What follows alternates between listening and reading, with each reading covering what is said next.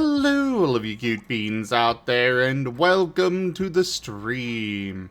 I am Razim, and this is DevTales, where we're working on our SCAR system, or Stories and Creatures in Alternate Realities. The system is available for open playtest on our Discord, as well as itch.io, so go take a look at it and let us know what you think. We also have in the upper right there, Placid Plastic Duck Simulator. So, you know, 'cause ducks. And we're using the TF Talkie, so transform me. Okay, all that aside. My man hit the IRL buffer bar. Yeah. It's been one of those days, man. Yeah. I really did. I am tired, so, you know, gonna be a little slow today. One of you take care of notes today, because I don't think we've got Raharu, so. Please tell I've been in countless meetings over the last 2 weeks. Yeah, sure. If I have to take notes one more time, I might actually cry.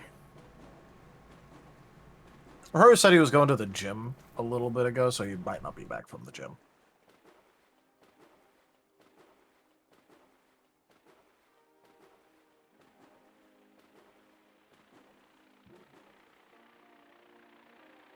Alright, so... First hour suggestion hour? Right, that is where we start, yes.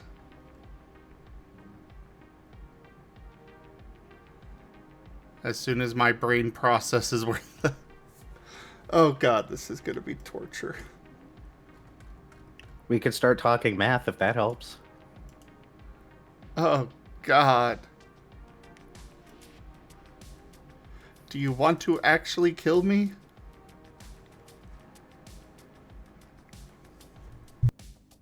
No, only one of us should be dead today. I think I'm already there. Alright, so first up on suggestions from Green Party. Feat, Slowpoke. Always move last in initiative. You may re-roll a 1 die you roll in combat for free every round in combat. Where's that? Did you go all the way to the back? Yeah, the one that was pinned. Yeah, I pinned the next suggestion that we didn't get to. Oh, there we go. Okay, Discord was being stupid and wasn't loading all that.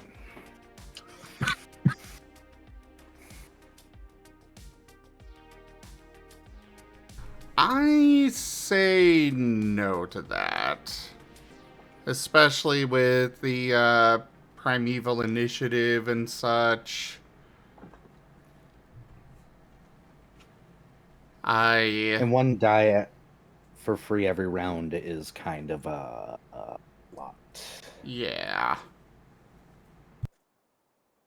That, and also, you know, saying always move last in initiative is... Like, what if 2 people have the feat? And oh yeah, that too. There's different advantages of going last. Yeah, well, especially if you're like, you know, for instance, like a tank build and you don't care about your initiative. Or you're a healer, so you want people to be damaged by the time your turn rolls around. Yeah. But it's also like, you know, my main concern is what if multiple people have the feat? Yeah. I think we'll just say no. Interesting concept, unknown of executability. Yeah.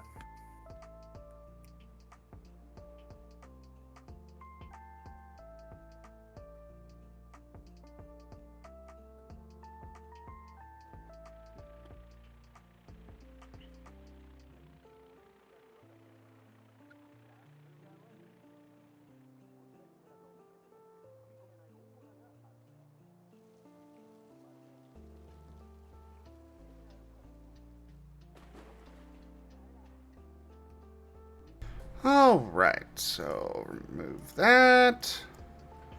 Next up from Lightpaw, once more with feeling.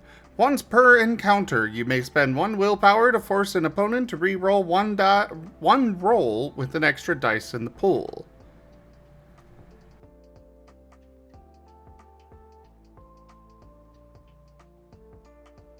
Sorry, I had to sneeze. This reroll must be declared immediately upon learning the result of the roll in question, and the result of the new roll is not subject to further rerolls except by viewer fiat. Also, by the way, Raharu was stuck in the waiting room. Oh, move him up. Oh, I didn't even see him down there. He was not there when I mentioned it, but guess he joined. Hello, I'm here. I have Sorry dragged for- you in. Hello. Thank you. Sorry for being late. It's okay.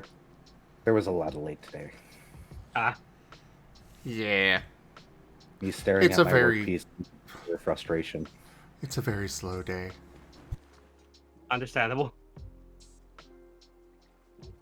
But, I mean, at this point, we've got the mind boost, which never gets used anyways. Well, it does get used, but nowhere near as much as other options. It only gets used when people really remember that it exists, and you're like people are about to like actually fucking die. Yeah. Which isn't necessarily a bad thing by any means.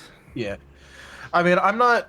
When it comes to the mind boost, like on an aside, I still don't like that it undoes the entire chain, because it also, technically speaking, makes it like the best out of all the options permanently and forever. It's just also only able to be used in a defensive manner. So, Yeah. well, I guess not always, but usually.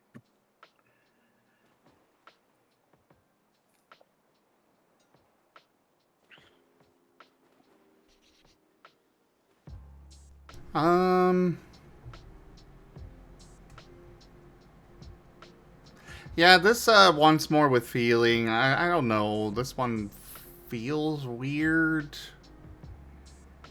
I'm personally thinking no. Doesn't feel Yeah, right. it's an opponent too, which kind of makes it go, "Oh, you want your opponent to hit harder." Got it.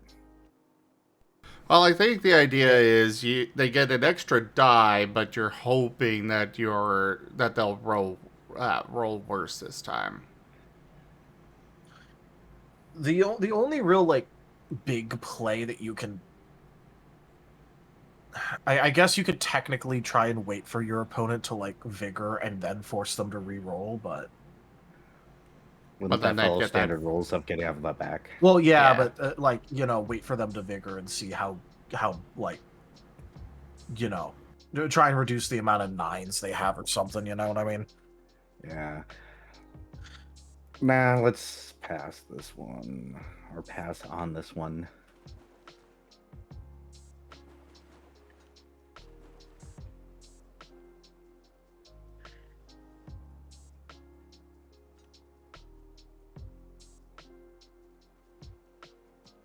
Trying to think about a way to make it work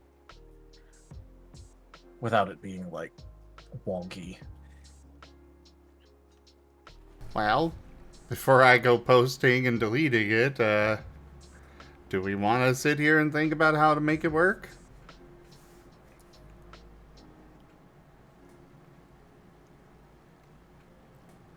I mean, it's basically like it's basically a forced willpower on the enemy, except you're paying the costs.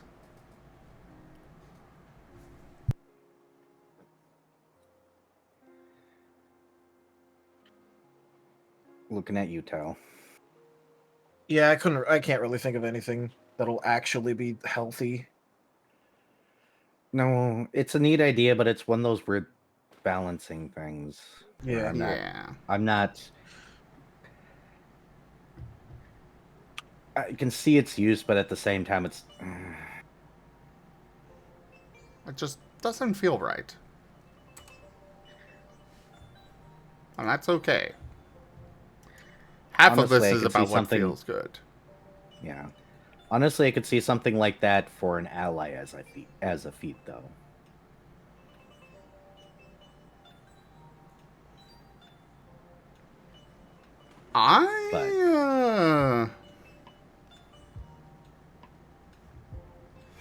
Hmm.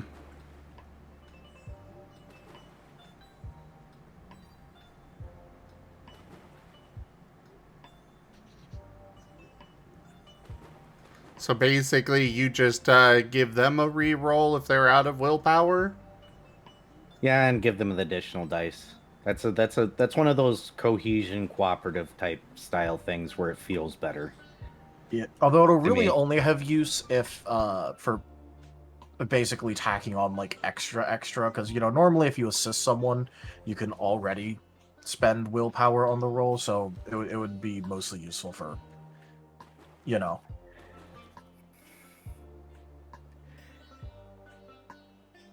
Yeah. But we can backburner that particular thought for the time being, I think.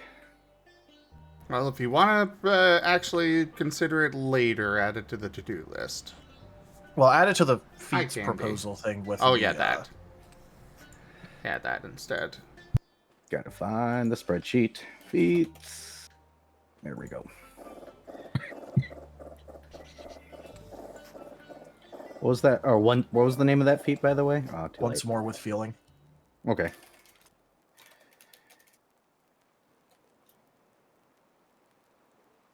Hi, Sonic. And quack. Quack. Quack.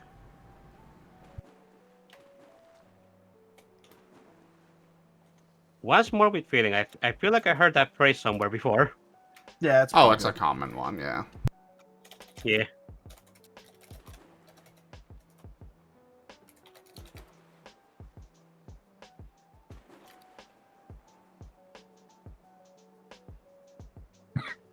There we go. Got it. Alright, so we got Rex suggesting altruistic and narcissist.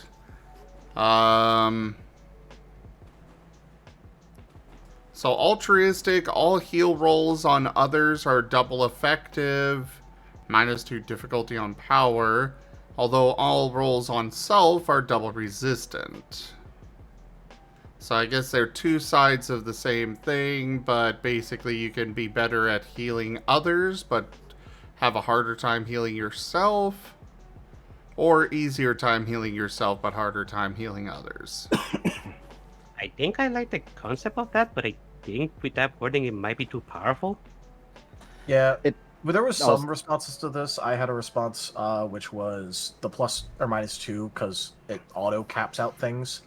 Plus or -1 might be doable, but the real question here is if we want to include this in the design, because like in other systems there are feats like this, but then people will also like sometimes try and pressure the healer into taking like the altruistic one effectively to make them a better healer for the entire group. I feel if we do for something like just healing, we have to cover more than just healing with options of feats. I disagree about having to do more than just healing, but either way... It would feel better if we did.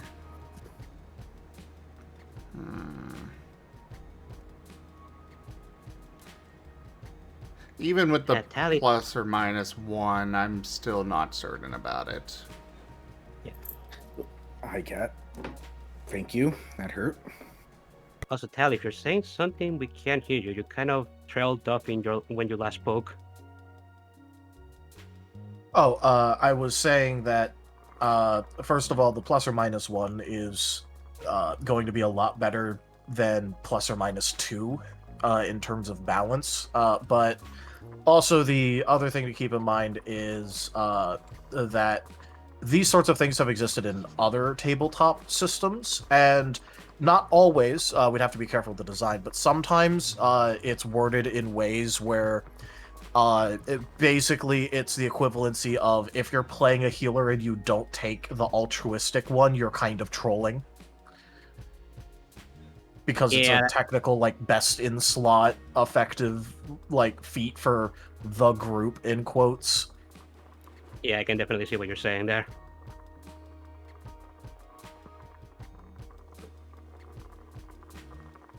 That feels like something a GM would have to give out, honestly, at that point. Or an ST.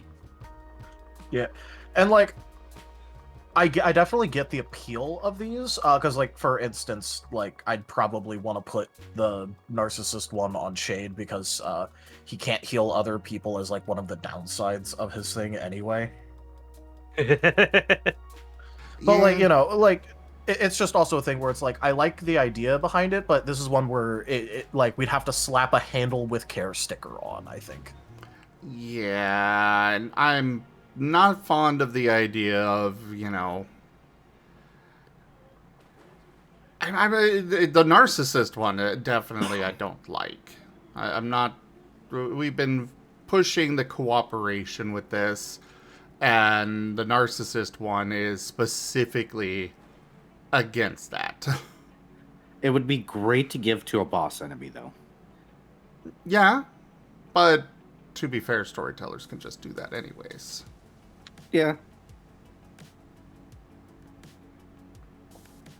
But it would be funny just to include in the enemy area, just be like, hey, you got a boss you want to be super mean? Hey, here's this. Here, just, we're going to put this on the table. You don't have to take it, but we're going to look away, and if it's gone when we look back, we won't notice anything, okay? Okay. But that's what I'm saying. Like the design, like it's definitely interesting. We should probably like try to consider like a healthier way of doing this. But like as with this sort of stuff, it's going to be like a handle with care kind of thing.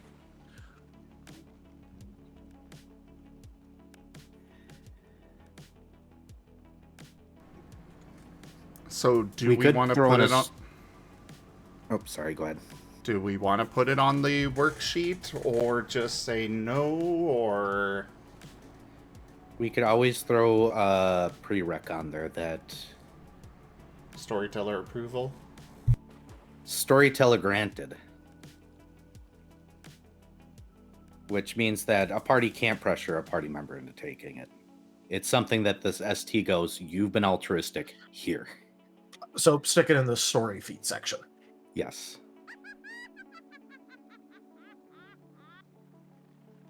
I'd be okay If we with keep that. it. Same with narcissist, because that's just funny to me. I'm sorry. I'd rather not put that one in at all. Fine.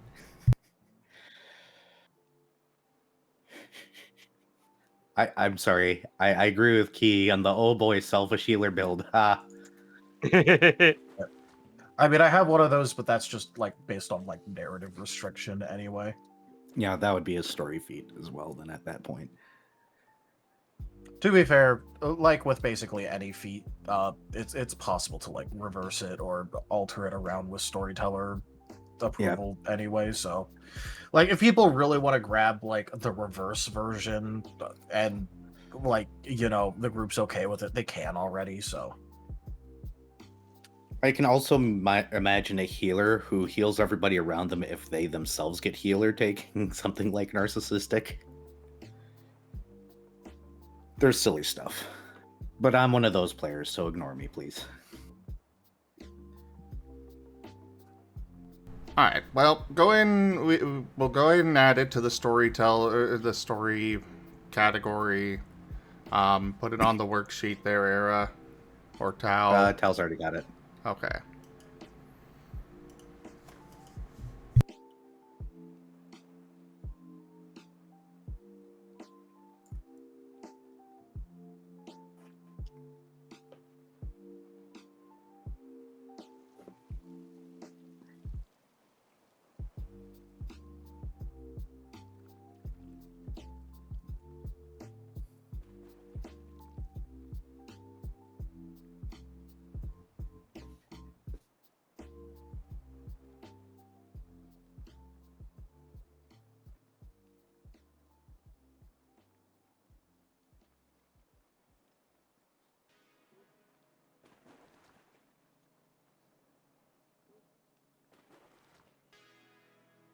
All right. Let's remove these reactions to it.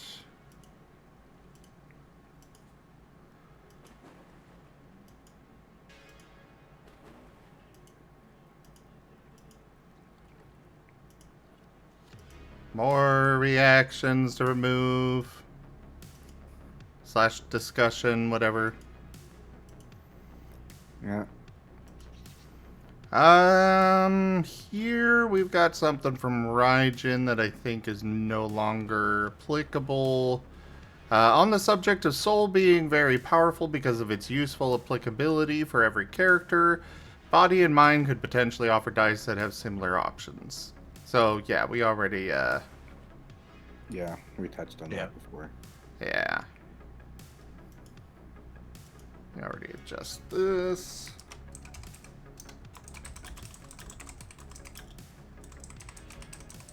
Oh, by the way, Zim, as a funny thing, I got to talk about Scar at work. Oh?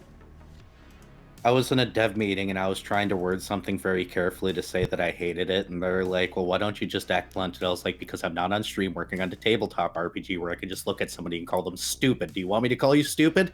No, you're not one of my friends. I'm not going to hang out to the outside of work. I'm working on a ttrpg where I feel comfortable doing that, not with you guys. And they're like, what's the ttrpg? I was like, Scar. And then somebody else was like, can we work on stuff now? I was like, okay, fine. I'll shut up. Nice.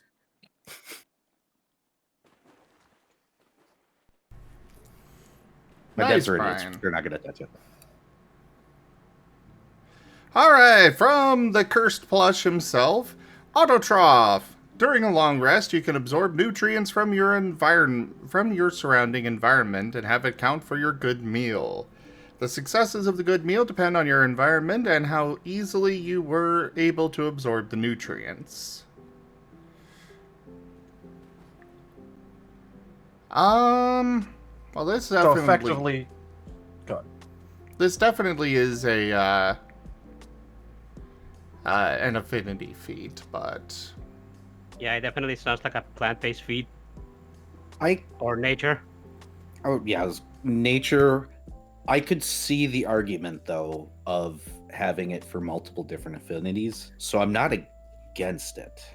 Yeah, but- because like I could also see it for like shadow or necrotic or like others depending on the environment. But it's also just like, you know, design-wise, this is also a way to basically just make sure you get the benefits of a good meal, which is the important part is usually the one exhaustion recovery, even if you didn't have it or if you haven't already had it that day, because you can't benefit from more than one per day. But it's not bad.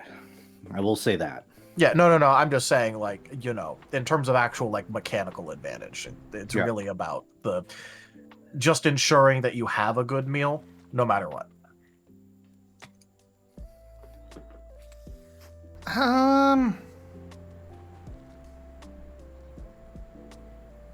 Well, part of the design intention behind a good meal was, you know, the group aspect of it.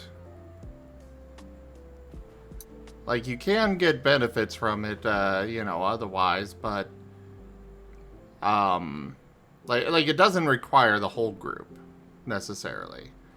But it was kind of intended to be like that. Is there another benefit we could give, though, in lieu of a good meal, then?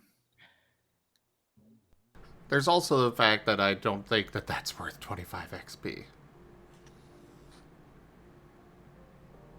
I mean, I guess always being able to get it, that... I was about to say, even if you're like in the middle of nowhere with like, you know, post-apocalyptic scenario, you're still getting a good meal every single day, no matter what.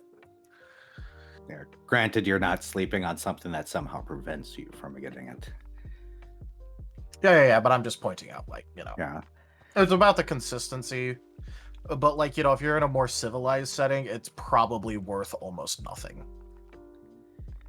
So in reality, this is a very like situational feat, where it can either be goated or kind of useless. Which, it doesn't hurt to have those kinds of feats in there, but...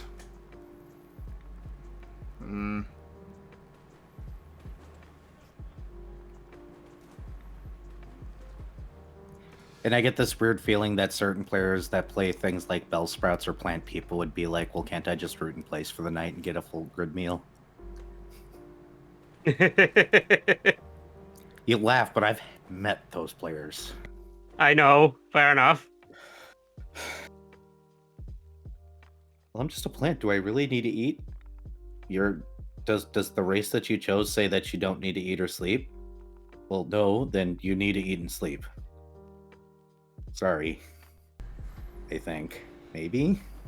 I say we add it to the workshop, the workshop one, and I'm not against adding it. I don't like it. Could be good. It could be bad. It just needs to be workshopped. Well, it's more. I guess I'm okay with adding it actually, but without actually doing any work with it, it's just a back burner kind of thing. Yep. Oh, Tal's already got it.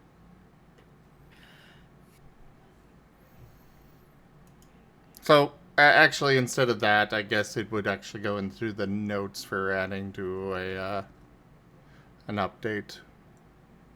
Ah, And Blue Bat's not here right now, is he? Nope, he is. He was earlier. Yeah.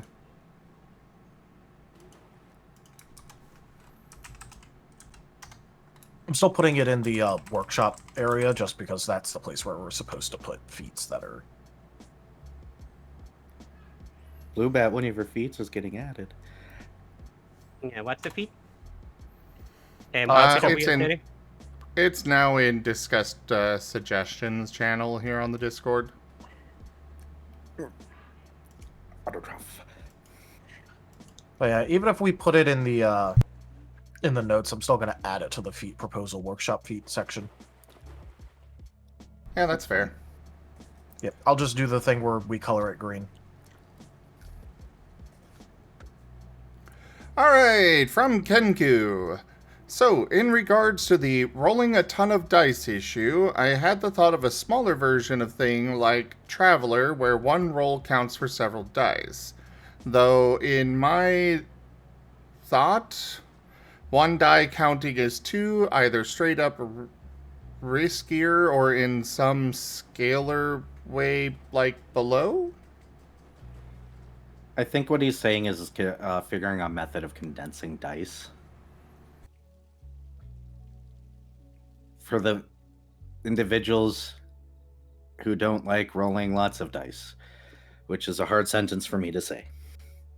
Yeah. The other thing that's like a hard part about this is that it doesn't take into account difficulty changes or crit or increased like the minus crit rating, which raises the floor of your failures. Or modifying. I could see somebody sitting down and working out all that math. I don't think that's up to us, though. Like, I do have a chart where it has all of the, like, positive crit range stuff and difficulty changes in expected value multiplier thing. Yeah. The problem is then you'd have to break down the probability into a single dice roll, which is technically a thing. And doable, but variable. I'm not going to say the whole sentence. Zim will scream. Yeah. What he says TLDR, it's is, a lot of work. Well, no. What he's saying here is you basically cut the dice in half. You have 10 dice, so you roll 5 instead, and those are the results. I say just no.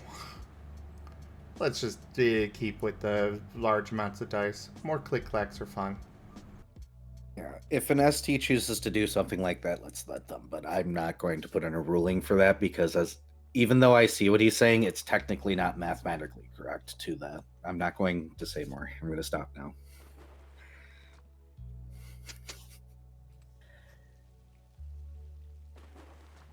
Yeah. Also, you know, like you mentioned, mathematically it does not quite work out, but you know.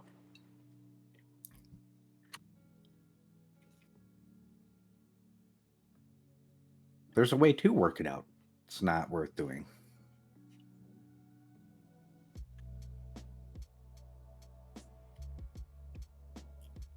It's actually a lot better than 2 dice.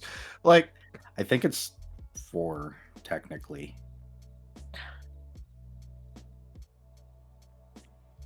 Would equal either 8. by the way, the answer is that it's Might be 5.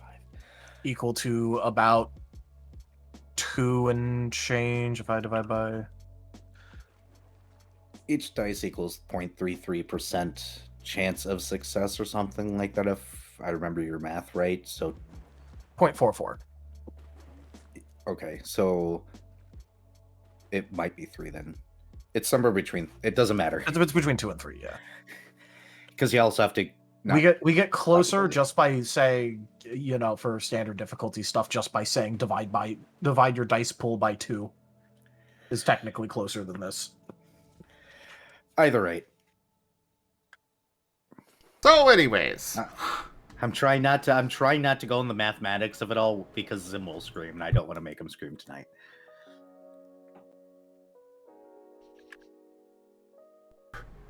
$2.43.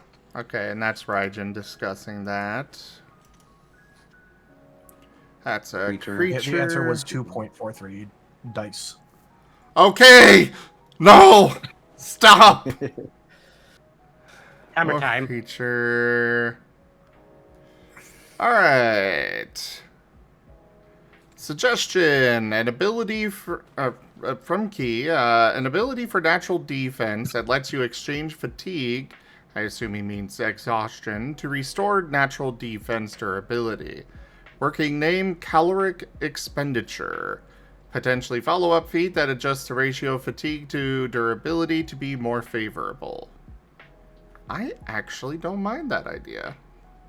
I like the first part. I'm not sure I 100% like the second part.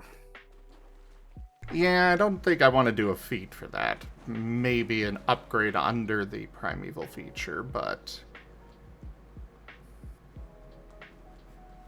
Yeah, it uses exhaustion, which is why I'm more okay with it.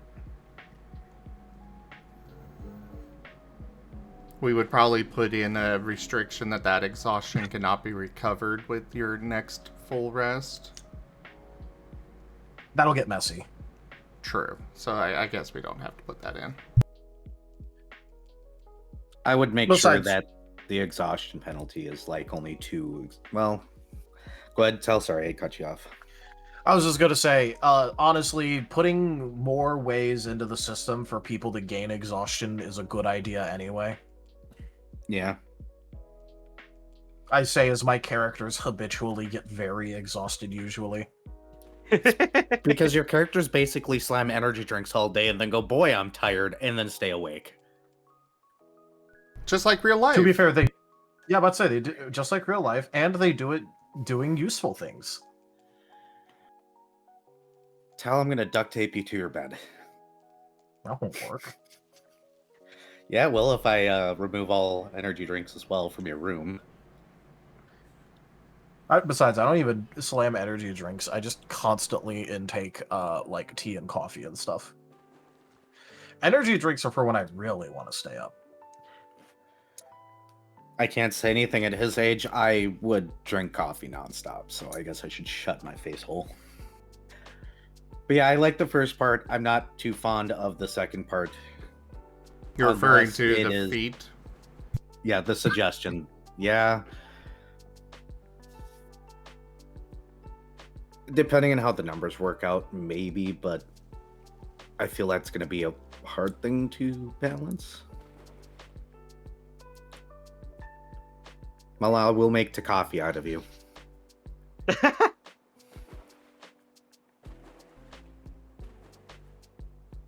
I like both, but The ratio should. I was just trying to think about what the ratio of exhaustion to health, or well, durability should be. exhaustion is 20 experience per move. So what is 20 experience worth of durability game in the system. That's what I'm checking. I have too many tabs.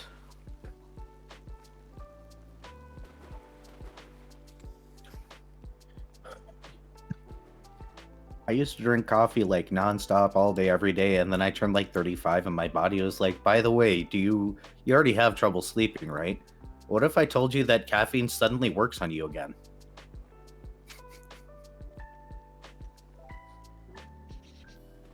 Sorry. Let's see. Thick shell? Do we want to base it off of if, like, for instance, we allowed... no, that's probably not... It's probably best to pen it at 1 to 3 or 1 to 4.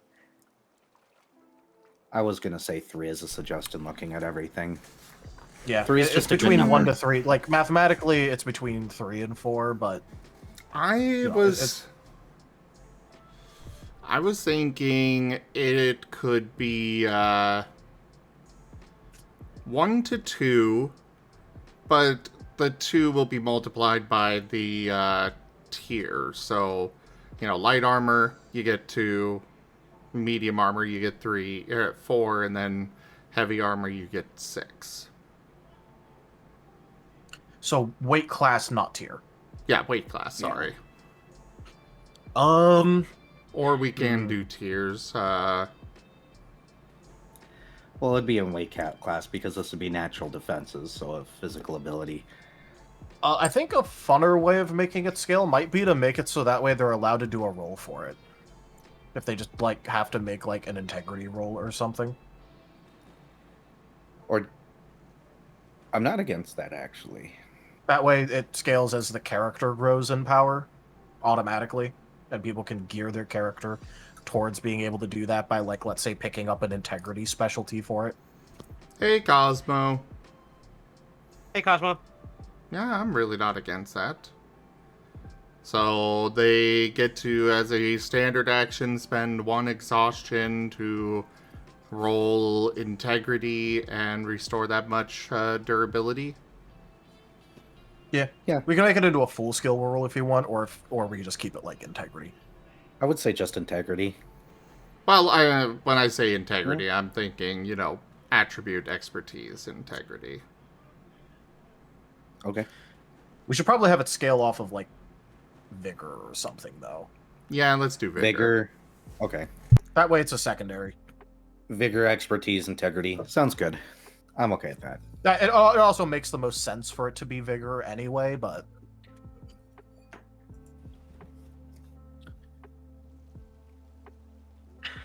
That's not a feat, though, so that's going to have to actually go in the endnotes.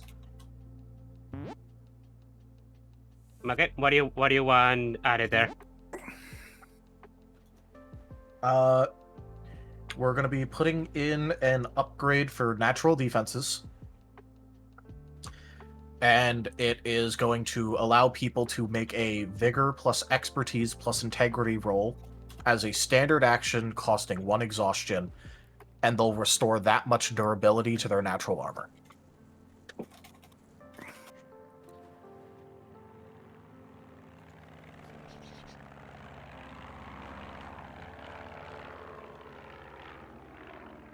Yeah, what did you say after you said the skill combinations? Costs a standard action and 1 exhaustion.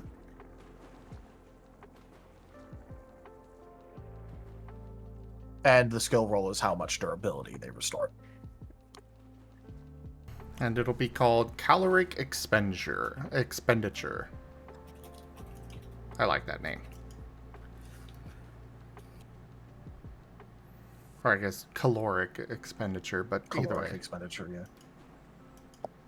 Gabby, if only.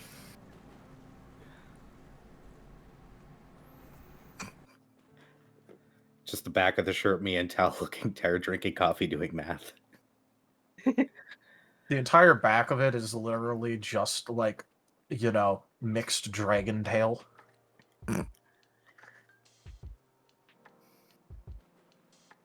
It should be underneath the light weapons, Gabby. If not, let us know. because I believe that's how it works, and it should be in there. Yeah, there's not like special rules for dual wielding medium weapons, but that's also just more about having the 2 medium weapons available for attacks. Yeah. I am working on martial stuff slowly, thanks to work.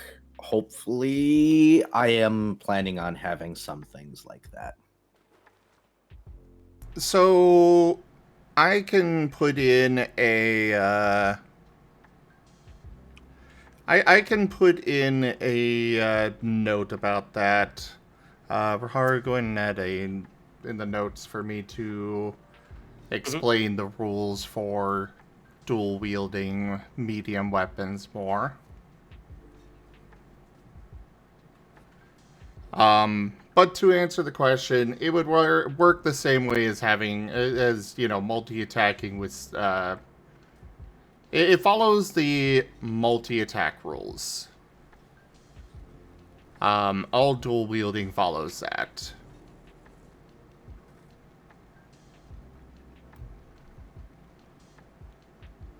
Not really, Gib Gab. At least not currently. Small preview, Florentine is going to be a combat style in the martial. So Yeah. It's intended, we just haven't made it. Yeah, I'm actively planning on including that particular thing. So one thing at a time.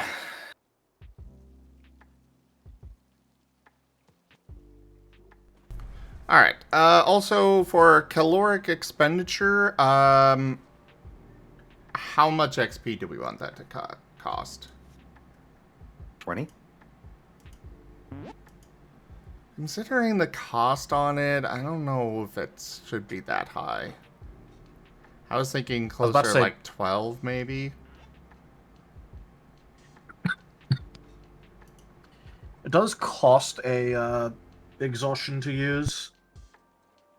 It's also really good, but it does cost an exhaustion, which does look like, in my mind, like lower the cost. Like 12 to 15 is probably a good range. Considering costing exhaustion gives you 20 XP back on a move, I'm leaning towards that lower end of 12.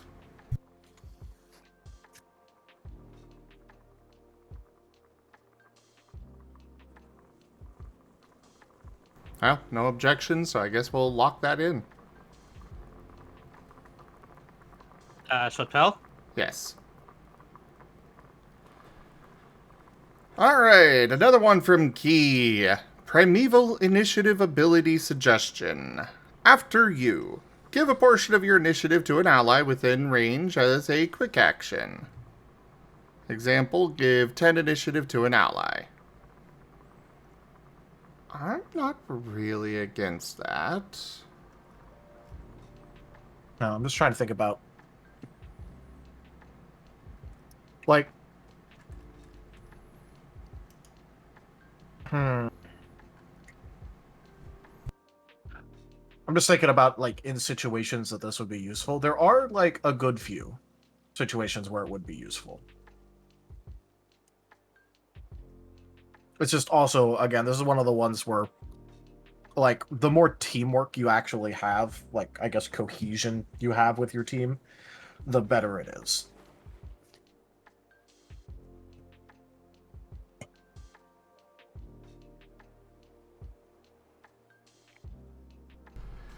You know what I mean? Yeah. There is one very funny part about being an initiative slinger for your team, especially using Primeval Initiative for it, is you can kind of like burn all of your initiative and then just re-roll using the Prime Maneuver. So you can also use this as an enabler to really kick up your team's initiative. You know, you'd have to spend actions doing it, but you know, that is a neat use for this. It is. But it also only affects one ally per quick action. And then you'd also have to spend a standard action later to use the prime in order to get your initiative back.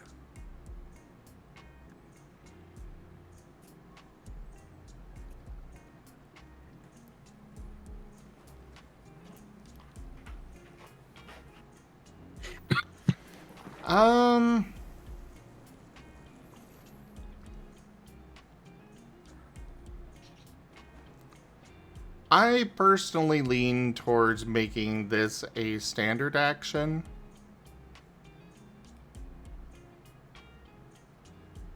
Primarily to prevent people from being like, okay, quick action, give my initiative away, standard action, redo my initiative, and now standard action attack. But is that really so bad? Feels a little broken to me.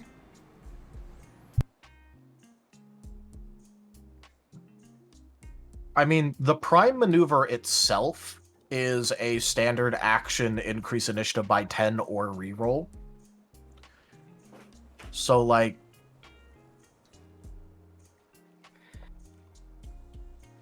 you have to lower your own initiative for it. So it'd just be kind of like a worse prime at that point. Yeah, fair. Alright. Well, we can, yeah, we can keep it. I do need to step away for a couple of minutes, but, I'll leave you guys to figure out the XP cost and such on that. I'll be right back. Yeah, so on one hand, it's like kind of a net even, like in terms of action, but later on it could become like, you know, a positive. It does have range on it, so For the range, I figured it'd just be short range. Because then well, I was going range to go or with the feet range? feet range, Yeah. the primary feet range. that works.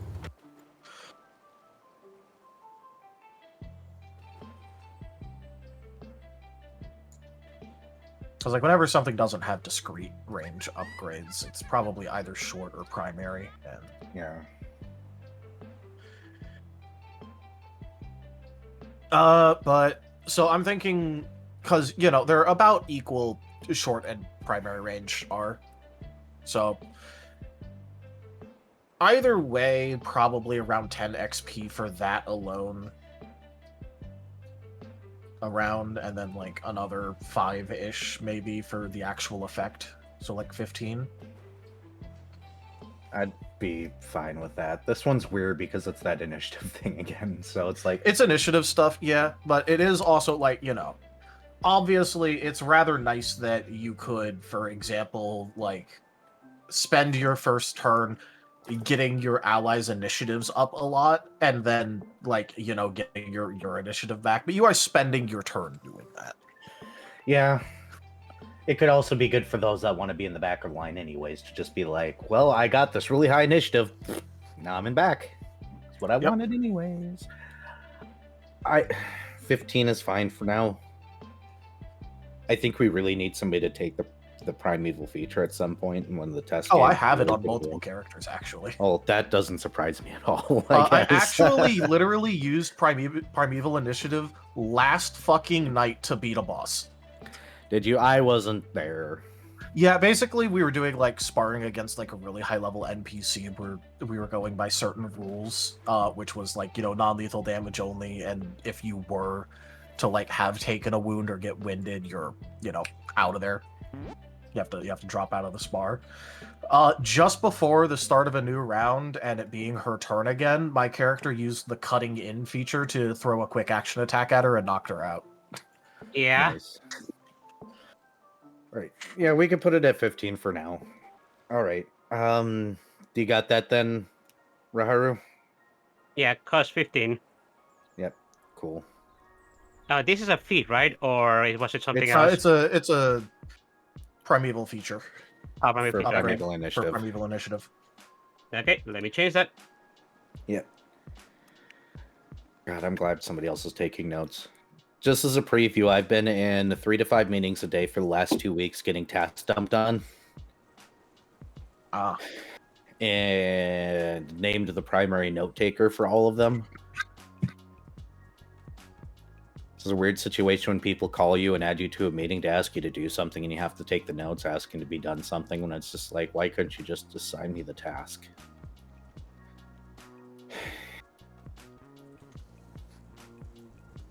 I hate my coworkers, they're stupid.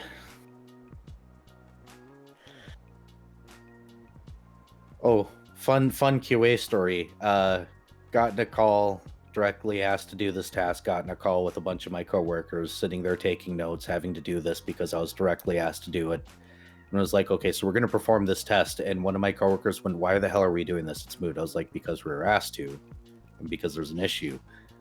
And they're like, well, I don't see, because there's no problems here. There shouldn't be any problems here. Nobody's ever messed with this, so it should be the same as always. And I was like, okay, well, we're being asked to do it. And he was like, well, no, this testing is completely moot. This is so pointless. I was like, fine, everybody else get this ready. Let's do this. And then it failed. And he was like, oh, I guess there was a problem. I was like, yeah, thank you.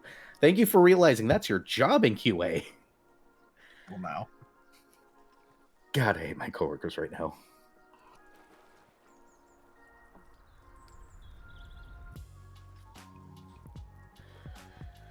That's been my last 2 weeks. So thank you, Raharu, for taking notes. You're welcome.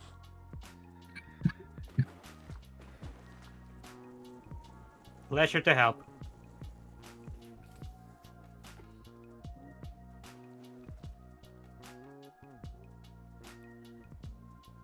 Yeah, and the funny part is the only reason why the whole thing ended up having to be retested in the first place is because that particular QA agent and several others put a random fail in the test plan, but never explained why. I think they just didn't do it. Oof.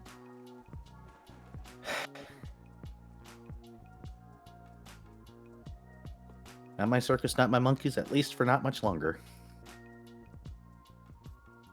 And you're cute. Hi, Digi. Hi, Digi.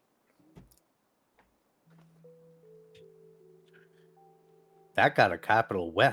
Yeah, that's a full weh. I didn't expect that. Oops, the Digi. Now we all know that the Digi is an adorable.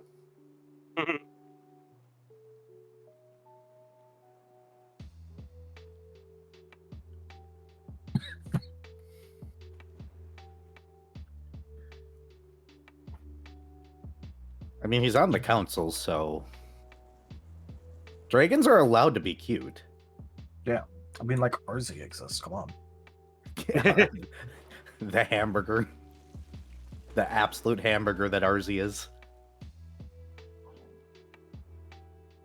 And if you don't understand the joke, just hold him gently and you'll understand. Yeah. And if you still don't understand, are you sure you're on the internet? Hamburger. Can confirm he is chewy. I sees. I'm a dragon, I bite. I know.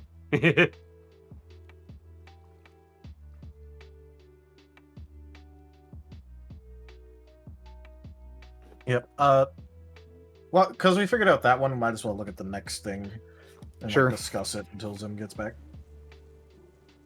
Which is key going alternatively to the above, perhaps a feat in Primeval Initiative that allows you to use Prime standard action to either gift initiative to an ally or let them reset their initiative and take their turn at said reset initiative. Which is a gamble, as it may mean they would need to wait until the next round if their new int is higher than yours on the tracker, unless it was ruled that they can wait until once you finished yours. I don't know, that one seems clunky. No, I think we're fine with it as is. I think we're free to just kind of move on and tie. He was offering alternate solutions if we didn't like the initial. Yeah, but we should still discuss the alternate in case we want to include the alternate as well. But yeah, it seems clunky. Yeah, no. He is sometimes too smart for his own good. Yep. And the next one. But go ahead. Next one is also a key. Feat Lucky Charm. At time of purchase, the wielder of this feat selects one other character. Once per day, the feat wielder may bestow a luck bonus onto the selected character. For flavor, feat wielder should bestow luck in some tangible sense. And then give some examples. That's adorable key. Yeah, first of all, adorable. Second of all, I mean, it doesn't really say what the luck bonus should be.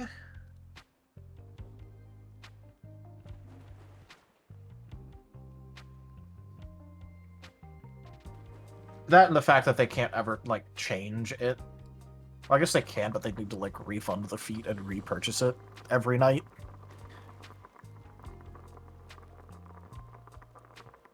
I mean, we So, could like- always change it to be does some action XYZ once a day and give somebody a luck bonus. But what's the luck bonus? Yeah. It wouldn't be too hard to make it scaling depending on what we set it after. I am back. Sorry about that. Welcome You back. can always have it be equal to your teamwork. Yeah, I was considering that. Welcome back.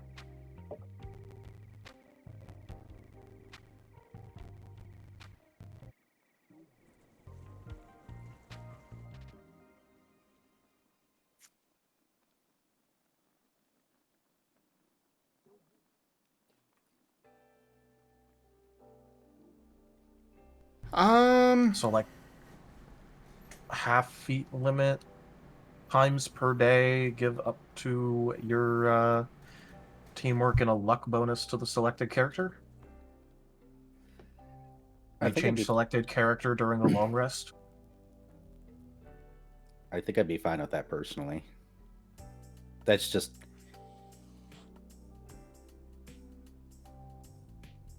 Yeah, I think I'd be fine with it.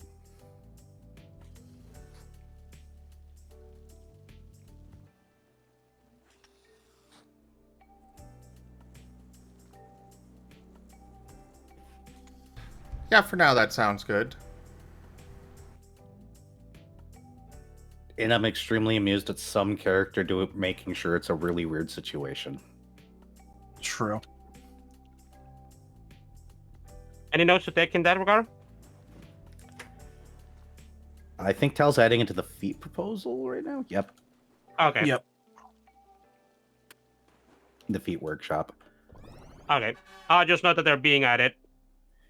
That's a good idea.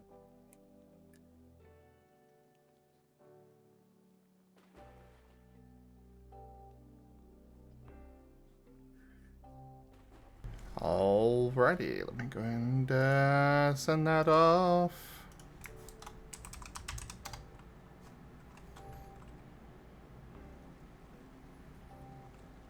Tackle one more suggestion, then move on. Yeah. Okay, I'll let you finish that off.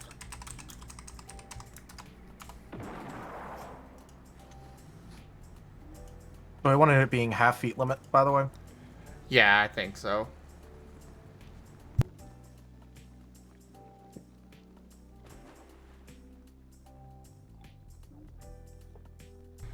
Alright, so Alright, Green design Party. goals. Just a generic recommendation. More feats that enable range combat. If we had them already, we would have added them. You already Then also, responded to like, that. intentionally, all of the feats pretty much are neutral towards it being melee or ranged, like, usually. Like, you can slap heavy attack on a ranged attack all day long.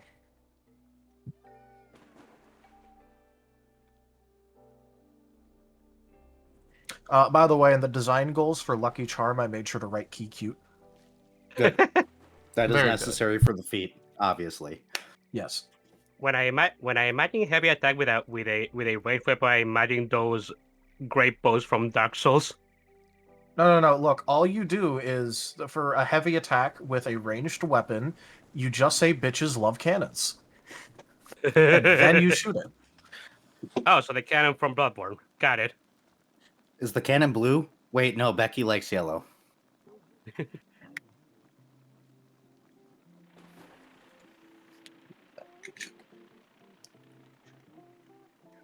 Now I want to make a character that runs around with a cannon named Bitches. Give that bitch a cannon. Bitches love cannons. It's got to be blue. It's gotta be blue. Alright, so we got some from Key. A feat that increases accuracy at higher range increments. I don't know how I feel about that one. I know in Pathfinder and D&D and other games, there's a range or things that make you good with ranged weapons within like 30 feet and things that make you better at ranged weapons outside of 30 feet or what have you. But those would be weird. That you can just buy. You could do this with specialties. Yeah, you can just do that with specialties. So Like you could get a short range or medium range or long range specialty. Yeah, our system doesn't need any specific because there's always something there. Next, a feat that increases power based on distance between attacker and target. I don't know if I'm I gonna like that assume idea. that means like Knockback. but like also what I was thinking of, like when I saw that, like that would actually be like interesting in a way to make it work would be like, let's say you have a medium range attack and you attack someone in short range, you get like a power bonus for each range band you're not using.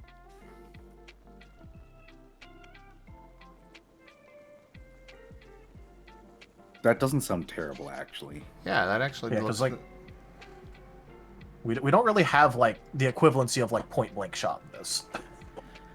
But wouldn't that... It can only apply to ranged attacks, though. Yeah. Okay. Because my worry there would be everybody putting range... Well, we've already decided that ranged moves are always ranged, so... Yeah. Yep, it's a category now. Yeah. So, no, I'm fine with that, then. Yeah, I'm good with that.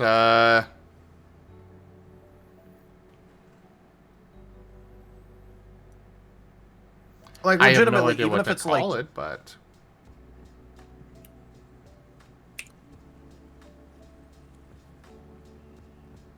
Jack, give us some names. What's the effect of the feat again? More or less, get a bonus to power for every range band that you're not using. So if you have long range and you do use it within short range, you get like 2 small bonuses to your power of an attack. Point blank. I don't want to use that because, you know, because that's the use in Pathfinder the and other D&D. systems. yeah. Other systems literally call it stuff like point blank shot. This Yeah. may be our equivalent of point blank shot, but you know. I mean, I'm pretty sure point blank is just an actual phrase. It is. It is. But I get what you guys are saying. Okay, so I guess let me think of something else. Yeah. Short call? CQB? What does that stand for, Gib Gab? Close quarters combat. I would like to save that for melee stuff. What about close quarter shot? Or close quarters battle, I guess CQB stands for, but you know. I'm also going to be using up close and personal melee.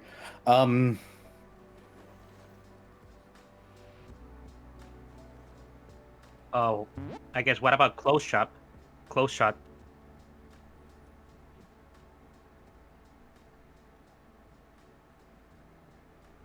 You get the point across. We could call it short shot. Lol. I was about to say point across.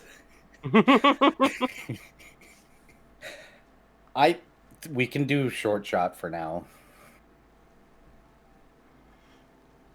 All right, I'm going to use short shot in the short shot that we're running. All right, go ahead and add that to the... we'll add it to the workshop for now, I think, because we still need to figure out what amounts we're going to go with there. Yeah, I was thinking, like... I was just trying to think about, like, how to make it, like, work good, and I'm just like... I don't know, what about, like, 2 power per range band you're not using? That was about the same I was thinking. Let's just put in as a temporary idea. We can come back to it. Yeah.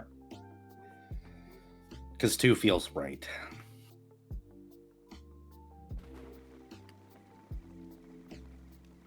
Yeah, 2 sounds good, but yeah, we'll add it to the list to discuss. And the last one on this. A feat that allows a ranged attack to either ricochet in a random direction to its maximum range or pierce to its maximum range. This is something that can already be done with moves, essentially. Yeah. And there is a cleave thing for weapons. Yeah. So I'm also a little bit against random directions right now, because then we'd have to do stuff like make a scatter table. yeah. Yeah. We can save that for the advanced player's guide. Alright, so that suggestion actually taken care of.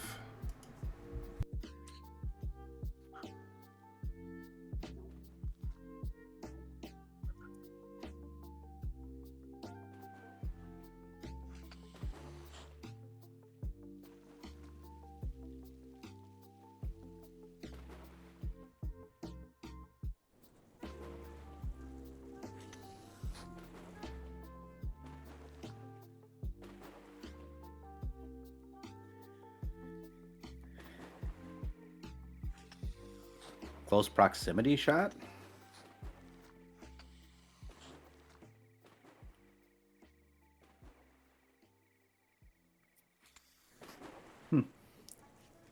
Guys, Mullah had a thought that isn't bad. I think I like the short shot better. It's fine, I gotta recognize the kobold when he actually has a brain cell that goes off occasionally. Yeah. Nice.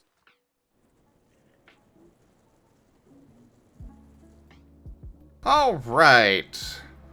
Well, now for the main event here tonight. Minions! So on the note doc, I did put in a proposal sheet, which I suppose I should probably bring up on stream.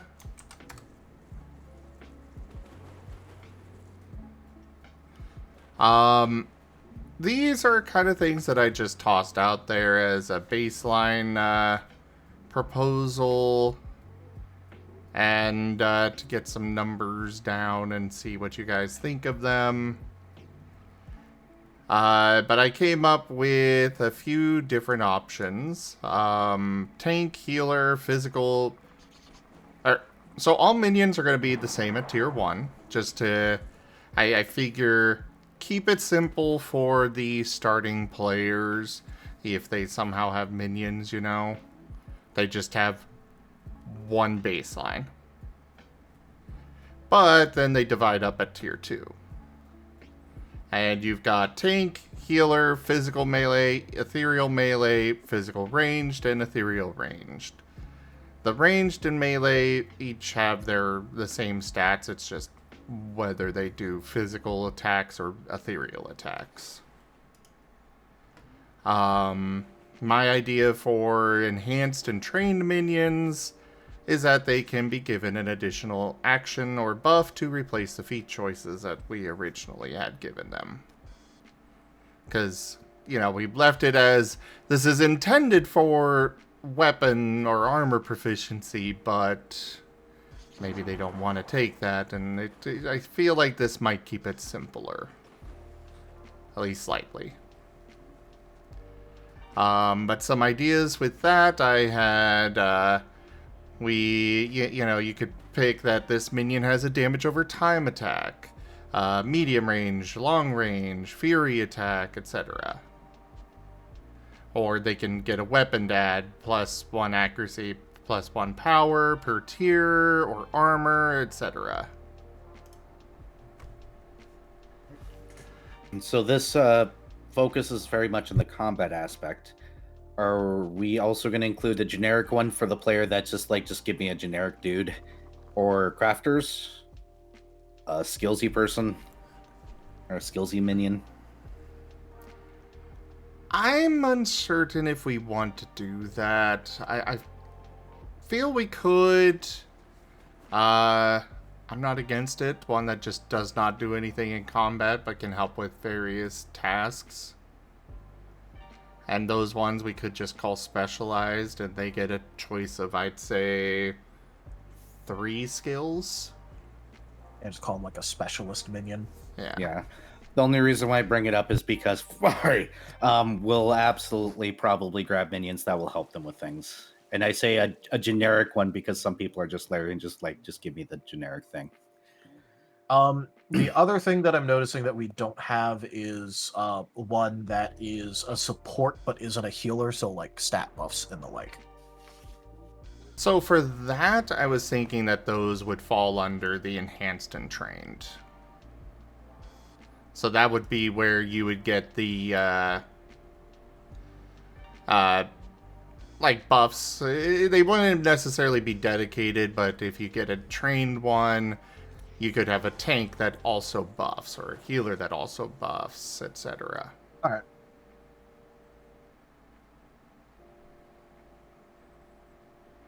My idea with these extra actions are basically, you got the baseline, and then instead of using their base attack, the base action attack, they can instead also use the damage over time, or buff, or whatever.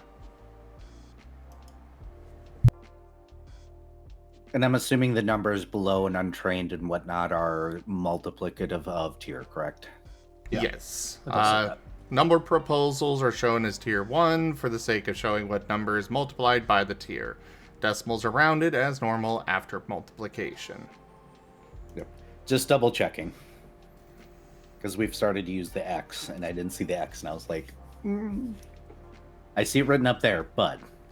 I'm going to try to avoid using the X on the main document. I am still not certain how I'm going to do that, but I'm going to try to avoid doing that. You could just use the actual word tier Yeah. Fair. The only Probably reason instead of why... using the X, because I just use the X in order to make it easier for people to read like the proposal shit. Yeah. It just doesn't feel right to be putting, using X on the main document. Yeah. But yeah, I kind of came up with some basic stats. I have no idea if these are at all good for, balanced and all that. But that's what you two are here for, so,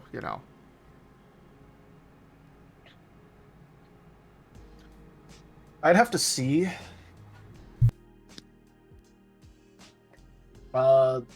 Looking at it.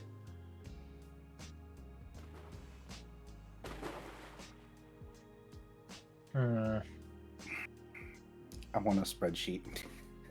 Yeah.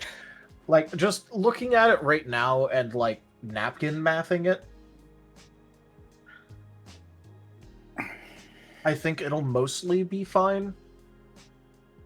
With a capital F. Yeah, the things that, like, I'm, like, looking at and double checking is, like, stuff like the tank, for example. A tier 2 trained tank or a tier 3 trained tank will be, like, just as tanky as actual, like, characters in those tiers or more, potentially, depending on the build. Which, like, isn't really, like, a bad thing, especially as I already know we're going to be recommending this sort of stuff as well for, storytellers when it comes to, like, enemy minions and shit that we're going to be fighting. So, like, oh yeah, I was having a literally specialized going to. trained tank be just as tanky as another character isn't really a bad thing. It's just also like making sure that they don't outstrip to a noticeable degree. No, minions should never be stronger than players. Well, it depends, because, like, for instance, there's going to be characters that, like, are built to be, like, defensively wet tissue paper because they're focusing on other things. Yeah. But, like, But you if know, you have more a tank average. in your group, Yeah. the minion tank shouldn't be a better tank than the player tank, the PC tank. They won't. We're gonna have to be. I don't think that with this they will be able to be, because you know the player tank is always going to. The idea that I put into the minion tank here, yeah, they're going to be a damage sponge, but they're not going to be doing damage. Whereas the player tank can be damage sponge and also dishing out pain. Yeah, like Nova. Exactly. Nova's a fucking menace, but yeah. So it's like, yeah, they're going to be able to take a lot of damage, but that's literally all they're going to be doing. Yeah. But, like, you know, As that's what Tell's I'm just said. saying, like, you know, I'm fine if they're equal, I just want to make sure that, like, none of these numbers will outstrip. Yeah. And like when it comes to their taunted condition and such, like they're gonna be good at single target. Like they'll be able to keep a single target taunted, maybe more if they spread it out, but that is just single target stuff. Not, a player can just toss on for 12 XP additional target enemy, and boom, they're taunting more than one enemy. Yeah. And, like, the other thing that, like, I'm really kind of, like, considering here is also that, like, tanks, for the most part, are, like, almost never going to use, like, their actual attack action. They'll probably want to be using, like, maneuvers like Strike. Yeah. Well, yeah, but the attack action is more about that chance to apply the taunted condition. Yeah. I'm just saying, like, you know. Yeah.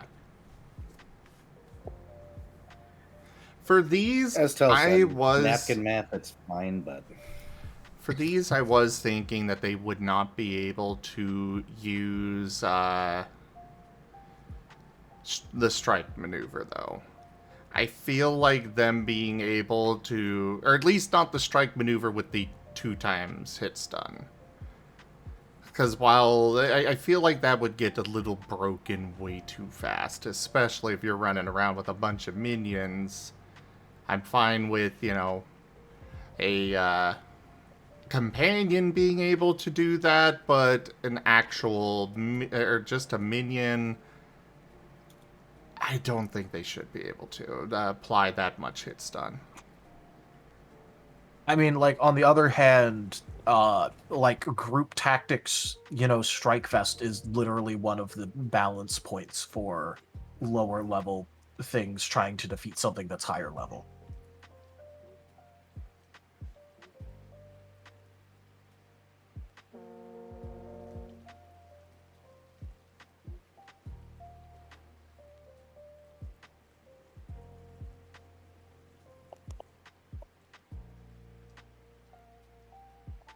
Because, like, the other thing to keep in mind, like, if that's the case, then the healer literally, under no circumstances, can defend themselves, ever.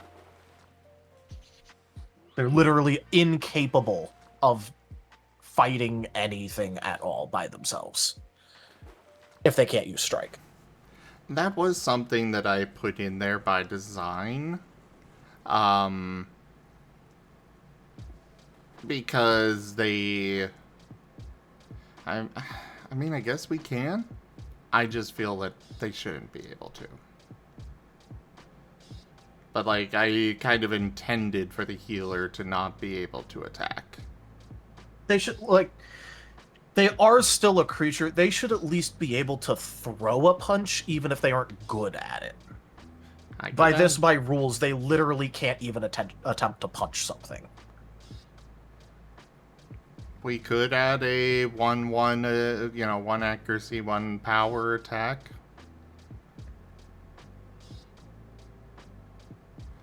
To trained and untrained.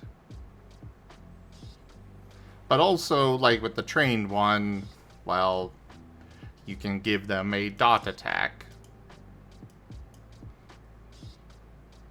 Oh yeah, I'm just saying by base, because you have to technically give them other things to get that on them. But it's also like, an untrained healer, like, obviously they're going to be garbage at dealing damage and hitting things, but they should at least get the attempt.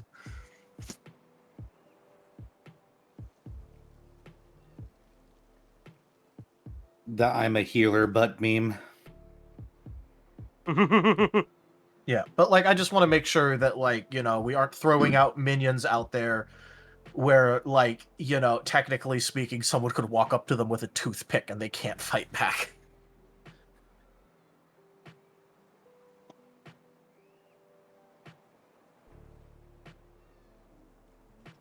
All right, there you go.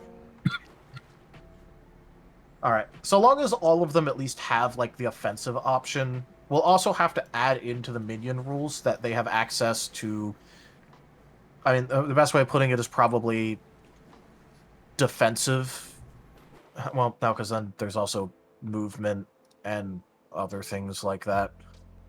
I was figuring I'd go through the maneuvers and say which ones they can and cannot use. Honestly, the only ones that come to mind that they would not be able to use would be the Prime and the Second Wind, Prime, and Strike. But I'm probably forgetting one. Oh, because there's also combo. Then there'd also have to be things in mind for if they try and do disarm or grapple. Because those based off of skills that they don't have. I want to try and keep them as simple as possible. My goal with minions is to keep it where on the character sheet, I'll just show where I put them on Furvis here.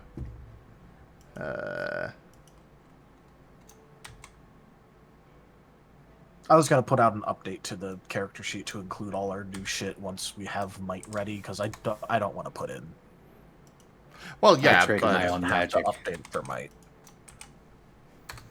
I'm just showing how I did it for Furvis here. Literally, that's kind of my goal. Keep it this simple.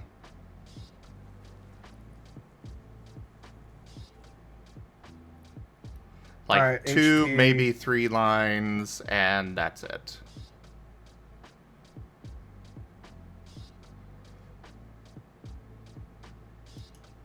Okay. Also, when you do an update, I think it would be better to have the specialties like I've done them here.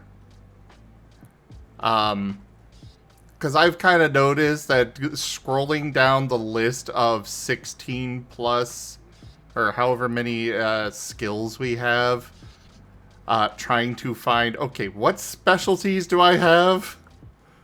Yeah. Not great. Originally, we had the big specialties box, but then, it kind of got, Thanos snapped when we were trying to cut down on the amount of things on, the front sheet thing, and then, we had all the individualist boxes, so... I feel like this is going to be something that people will prefer. Yeah. I do want to keep in the boxes, because for late-game characters, the boxes are fucking lifesavers. Well, on that front... Because, for later game characters, it is very normal for them to have, 30 or so specialties. Yeah, but having them in one big list, for me at least, I find that much more useful. Oh yeah, I was just saying, like, I can add in a box, but I'm gonna keep all the individual boxes as well.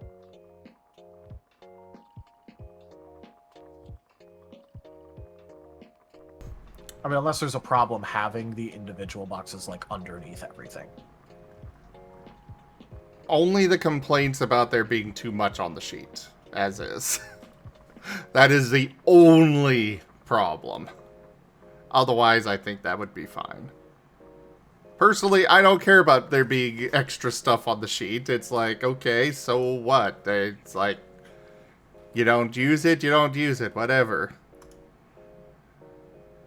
Like, I'm not using these. Like, I've still got some of them down here because I didn't bother moving them over. But Yep. But yeah, my goal is to keep minions simple enough that they can be tracked in like 2 or 3 lines. Yeah, I was gonna, for the newer version of the sheet that I'm gonna have to put out to account for magic and might and like all this shit, I was just gonna make like a little like mini box thing for Minion, where it lists out what kind it is, has like a little like name slot, and it just like lists out all the stats that it has, and then like an extra line for if it has like an upgrade to it.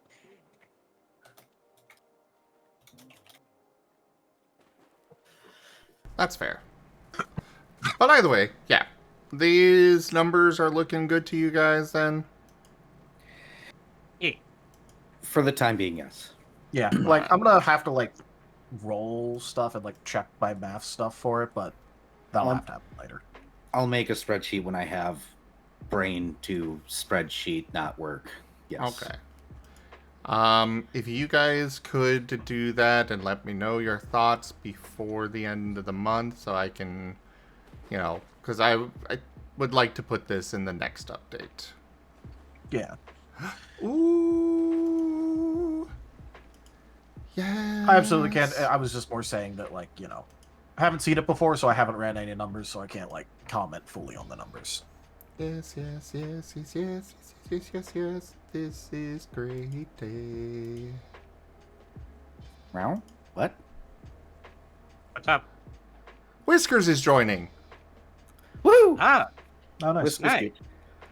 Also, be right back. I gotta go deal with cobalt and basement things really quick. Sorry. Okay.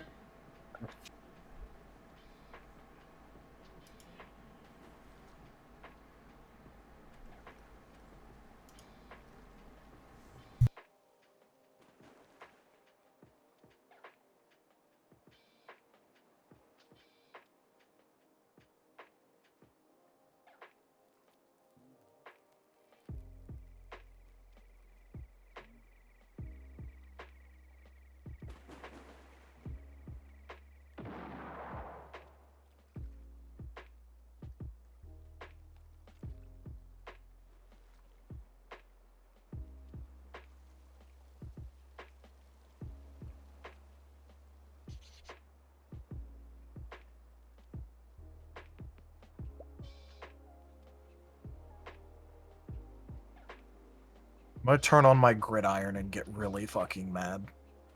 I can feel it. Yep, we're losing. God damn it. What? What? I turned on football Oh. to look and see how my team is doing.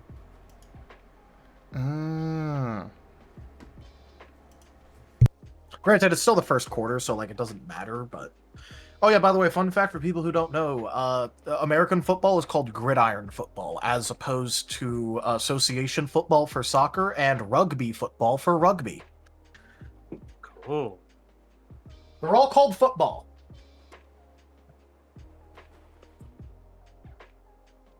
The reason why they're all called football is because it's the old name for literally any sport that isn't played on horseback.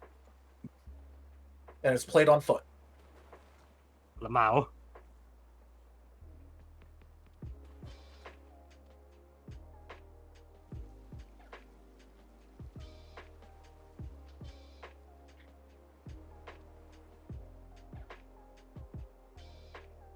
Soccer is just a nickname that the British invented. Cool. So whenever British people complain about people saying soccer, remind them that they literally came up with that term as the nickname for that particular type of football.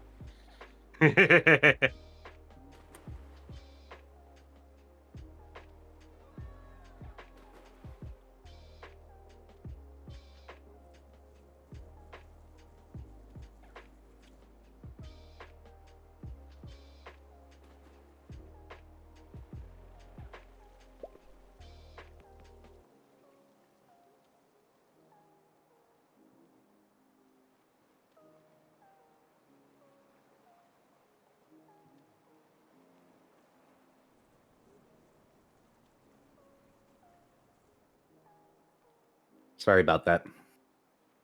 Welcome back. Not a problem. I need the Thales art, please. Which Thales? Oh, Whichever one you want for the doodle. sure. Give me a second.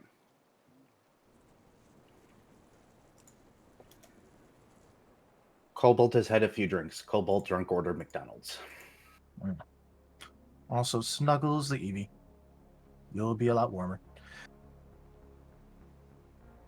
By the way, Mala, did I not just get done explaining that rugby football is a type of football and so is gridiron football? They literally have the same ending thing because they're all footballs.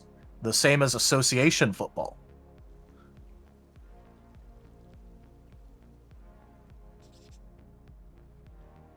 They are all literally called something football. You can't complain about Americans calling it football when you call association football football. You do the exact same thing with a different football.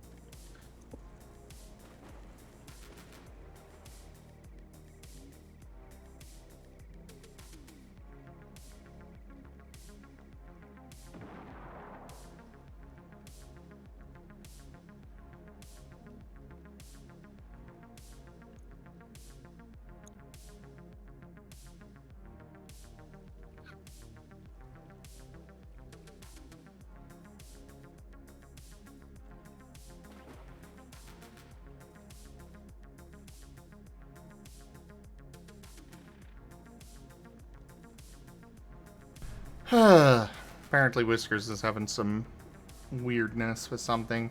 So we'll go and move on here. So that is approved. At least for now. Let's see. There was something else that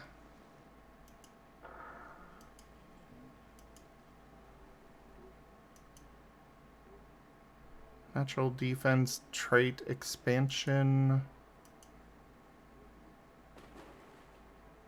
Right, that was something we were thinking on. Discussion. How does melee reach work with AOO? I'm not a fan, at least without a feat, of people being able to be like, well, I've got 10 feet of reach, so you move anywhere within these squares and I get an AOO. I mean, that's the main point of reach, though, isn't it? As it's also not you move anywhere, it's move out of a threatened square. Like, we did the move out of a threatened square thing, right? Well, some people interpret that, and that's how, and the way it's been explained to me that Pathfinder does it is you use the, you move from one of those squares to another one, and that triggers AOO. I very much say if you are moving out of threatened range, they get an AOO. I'm just going to let you know that that's going to let people do the silly, I'm going to do a full movement maneuver to just get behind your back automatically. But you can't stop them from doing it because they never left your threatened range. So they can literally run circles around you, and you can't do anything to stop it. So the alternative is they get to make an AOO on you every time you move around them?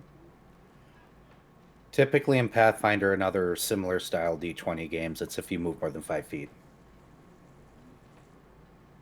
Well, first of all, the 5-foot step already exists that lets you move inside of someone's threatened range without provoking AOO.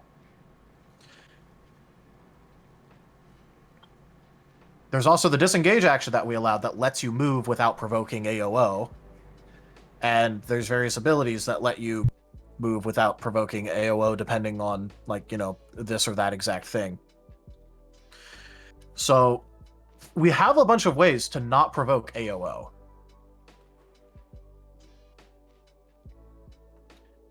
So is it really that problematic if it's them leaving a threatened square provoking AOO?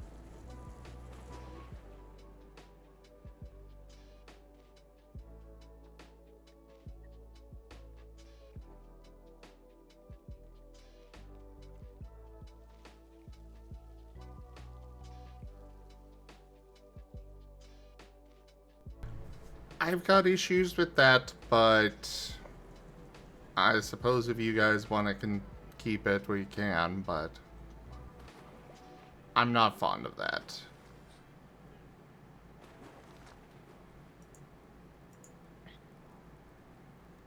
I'd prefer to keep AOO.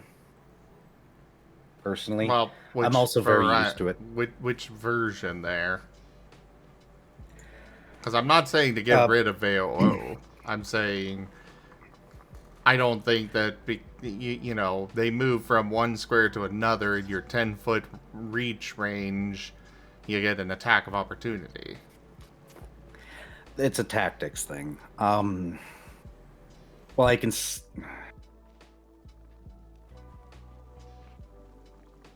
Because one of the biggest benefits to range, other than being able to poke somebody from a step away, where they can't attack you, is keeping them back.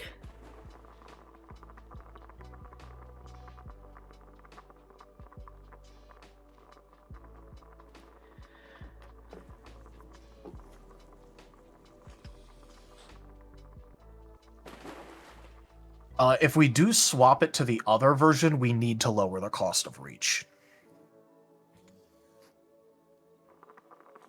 Because one of the big reasons that reach is like, you know, 10 XP for 5 feet of extra reach is because of the whole attack of opportunity thing.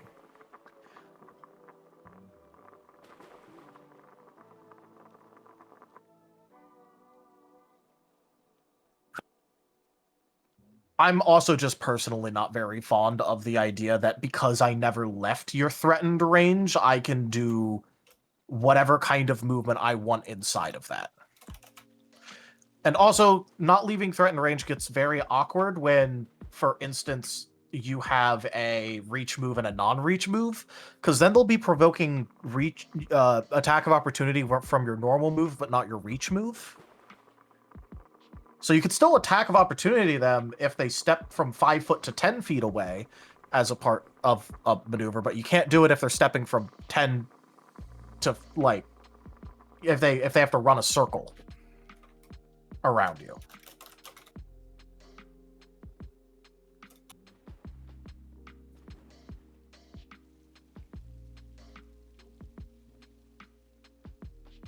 Do you get what I'm saying when I say that? How you effectively have to have 2 circles if you're using a reach versus a non-reach thing? Or have a reach versus a non-reach thing on your sheet?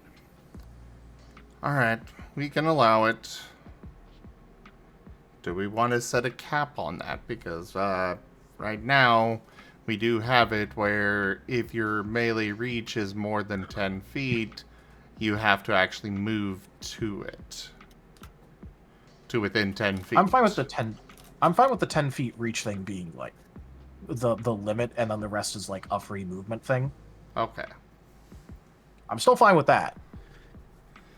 Mala, the way you're saying moving between range bands, that is okay. So they have moved from medium range to short range. Shoot them. Just because. Range bands are for range.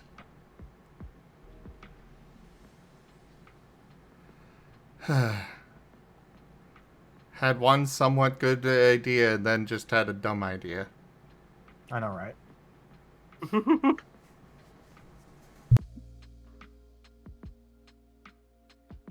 Here, 1 second, All please. right. Sorry. Hmm?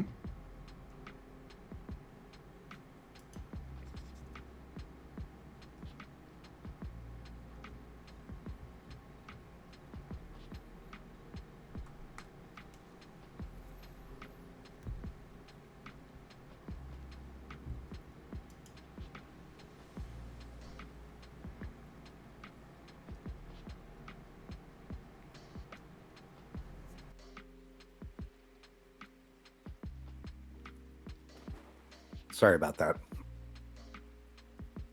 It's alright. Alright, so... Minion... I guess- Yeah, go ahead. Sorry, I missed the end part of that conversation. So if I'm understanding things correctly, within 10 feet, if you have reach, it is a attacks of opportunity, yes, but outside of that, it's free move. Yes. Yeah. Basically, we're keeping the old rules. Okay. This is going to segue me to an additional question. When we're looking at sizes of creatures, were we considering possibly including extended range, and are we going to lock it to 10 feet at most still for AOO? No, I'm still thinking you keep it locked, especially considering that, like, for example, you can like just upgrade your strike to have reach. Yep, I'm fine with that.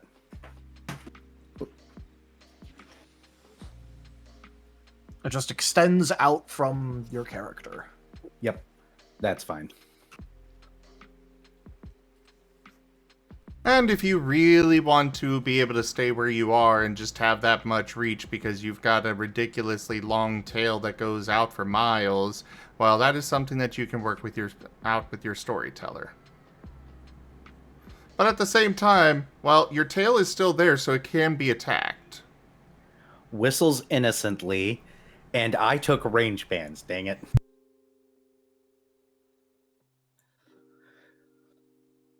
Just say, your tail can be attacked. Yeah, if you're the appropriate size, yes. But you do realize that makes Thales, if we're doing it that way and you want to rule it that way, several of my characters are several size categories bigger than they are currently. And Thales might be a problem after evolution. I say it's up to the storyteller on that front, but, yes. Oh boy. We'll figure that out in Thales later, I guess. I did that with Bo, though, so, eh. Yeah, you left the town 2 days ago, and you just suddenly take 15 points of damage because somebody ran over your tail with a cart. I didn't know Thales' tail was that bad. Dang. Oh, boy. Just changes Thales' character sheet instantly to colossal creature, moves on with life. Oh, well. Like Paul taking notes. Do I have to update, like, all my characters? Jesus.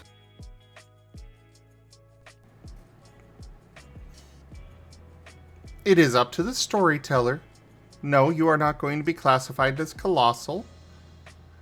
You may be really, really long, but you are also really, really thin.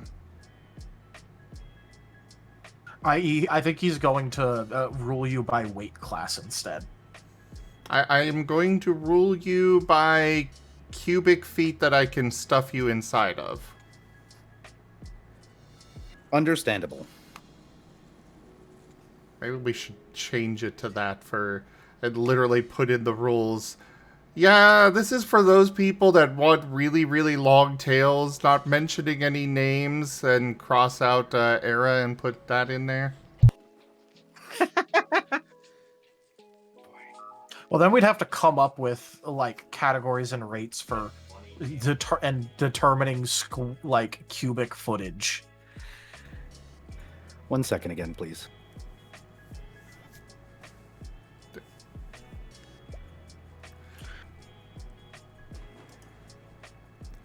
Alright, so we went over that discussion.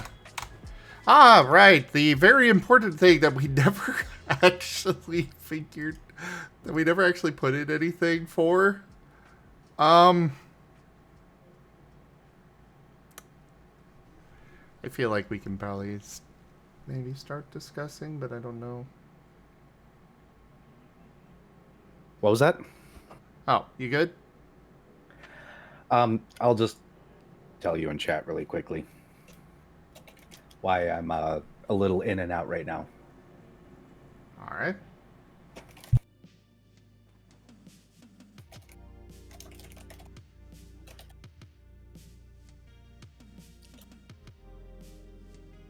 Ah. Yeah.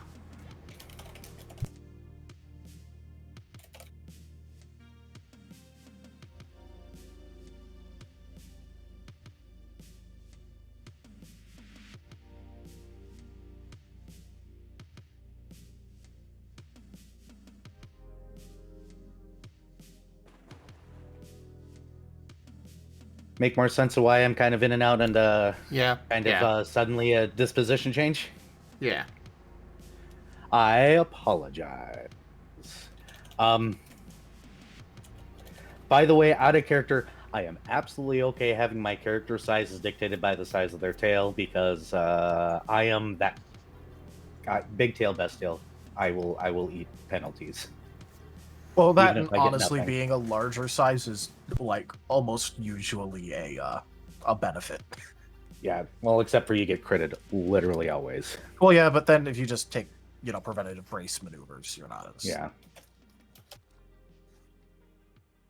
Well, even being critted more often, you're, you've got a higher integrity to ignore it. Yep. But either way, next up, what happens at the end of a charge maneuver? The charge maneuver is currently a full action that is supposed to give you a bonus to, you can move 2 standard movement maneuvers, requires at least 15 feet. You get a bonus to your accuracy and power, but a penalty to your, defense. Well, enemies get decreased difficulty. But with that being a full action, unless you've got the heavy speed or whatever the name is now, I changed it at some point, but I think it's still heavy speed. yeah, whatever it is, unless you've got that, charge is entirely useless. Yeah, it was intended originally that it would let you do a standard action, like an offensive standard action as a part of it. I am okay with putting that in there. I just wanted to discuss it real quick because, like I said, I realized we didn't actually put in anything that you get to do with it. It's just, it is there. You can charge, have a minus to your attack that you cannot do. Yeah, no, it should end with an attack. A standard action attack. Yeah, that sounds about right. This is just one of those oversights because, like a lot of the times that we've come up with, these primeval feature abilities, we forget to actually discuss XP, and then I have to go yell at you two in the Discord chat to be like, we forgot this.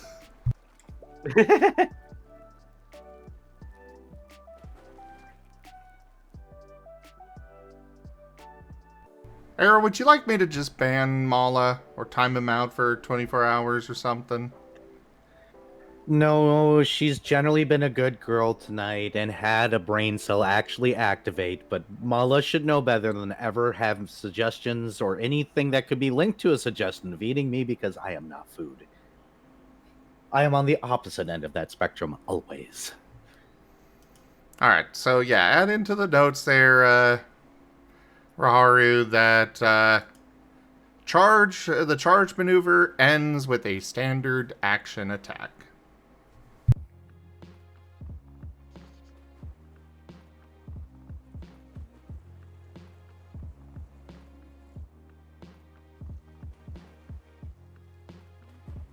I'm gonna put this in upgrades. Oh, it's a separate thing. Yeah, that's Okay. just under notes. Okay, I'll just leave it there then. Yeah. It's how it like technically was supposed to work the entire time. It just wasn't noted in the doc. Yeah. Yeah, it's And kind of since like we are pointing people towards the dock. I also realized the other, during the last update, that we never actually specified what you get to do with an attack or with an attack of opportunity. And I had to put that in there because, yeah, it was like, these are the rules for what triggers an action of opportunity. What can you do? We have no idea, but this triggers one. Yep. You get an attack of opportunity. Pretend you understand what that is and do something. What is it you're going to do? I don't know. Imagine yourself hitting the enemy with something. All right. So next up, I have discussion: crafting rules for catalysts and vessels. Did I close the notes? I closed the notes. I don't remember what Some of these I have been making sure to put in lots of extra details on the discussions, so I know for sure what is going on. This is one that I forgot. Well, it's probably because we don't really have crafting rules in general. Like Yeah, in terms of like this amount of successes gets you about this result. we'll just leave it there. Like in my head, I've been just being like, every 10 is about a break point, but then also like, technically speaking, that just lets you sit there and work until you have like tier 6 equipment for everyone. Yeah, we might need to sit down and come up with like restrictions on what you can make based on your... Do the Starfinder thing, as much as it hurts me to say that out loud. I don't know the Starfinder thing, but what I've got, what just came to my mind is I like the 10 successes thing, and it's basically you can work on it, once a day. You can make up to your, however many successes you get, that's what you could finish with, and then the next day you could come back and work on it some more. But you would not be able to go past your current tier outside of having storyteller special approval. Yes, that's the Starfinder thing. You can make up to a certain tier in the system, but no higher period.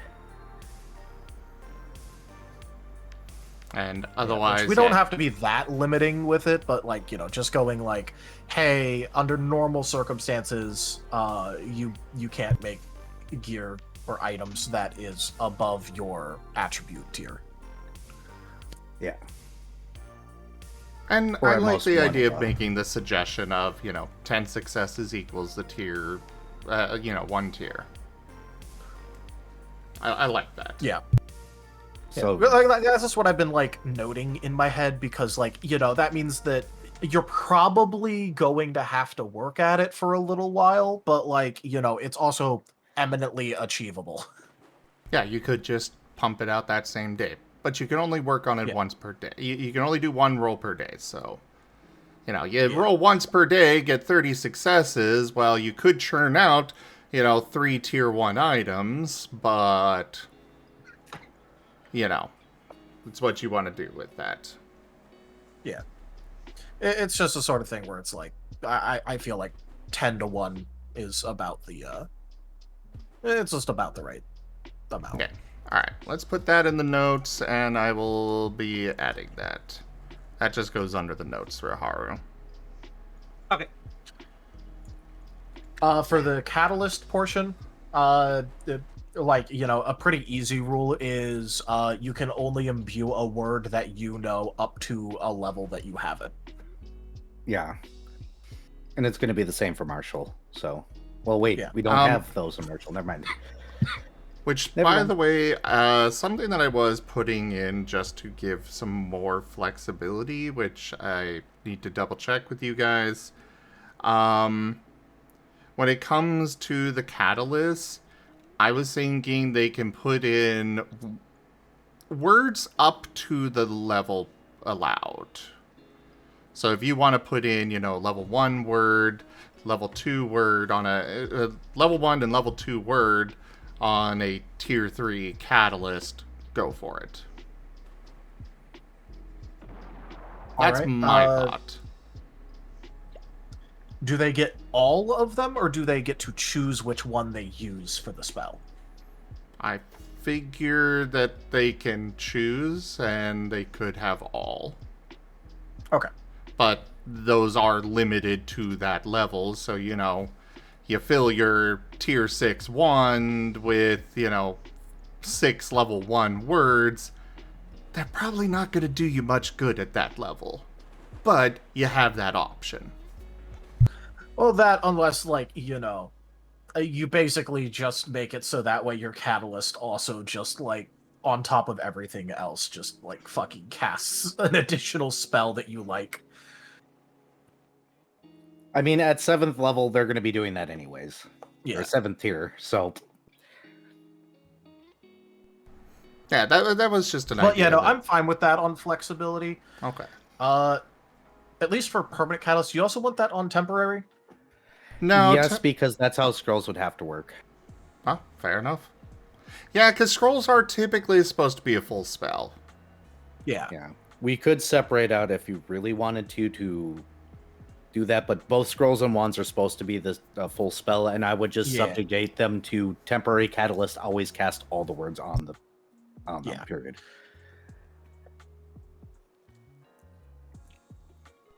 Alright, so that's basically what I've already got, but, yeah.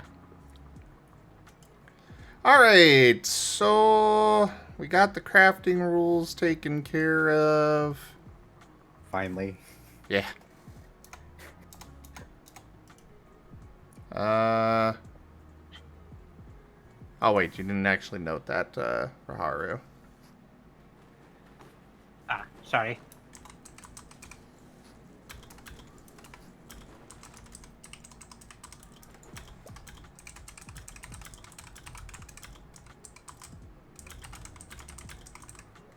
There.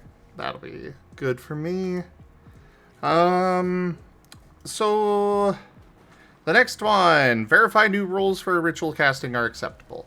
So what we kind of had before, what Tao put in, where is that page? There it is. What Tao put in, I felt was a little bare bones for ritual casting. I already ran this by Tao, but I did come up with some more rules that would also involve more of the magic skills.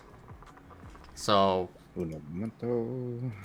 that is, well, you can just click my icon on the main document. Tal already approved it, but I wanted to, run it by. Oh, it's in the main document, not in the... Yeah.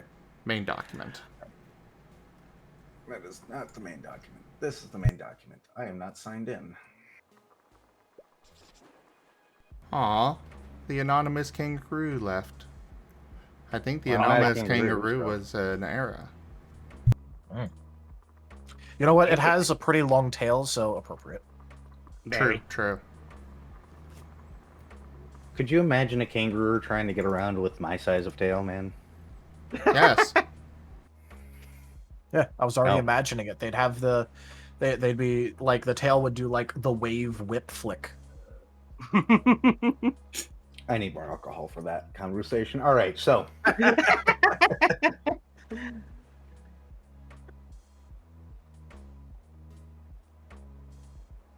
So, ritual casting. There are times where you may want to work a grand spell that requires far more motes than what you can normally utilize. It might be a simple attempt to grant permanency to an animated construct, or perhaps setting up a teleportation circle. Maybe you're working to enchant an item. Whatever the use, any spell may be done using a ritual casting.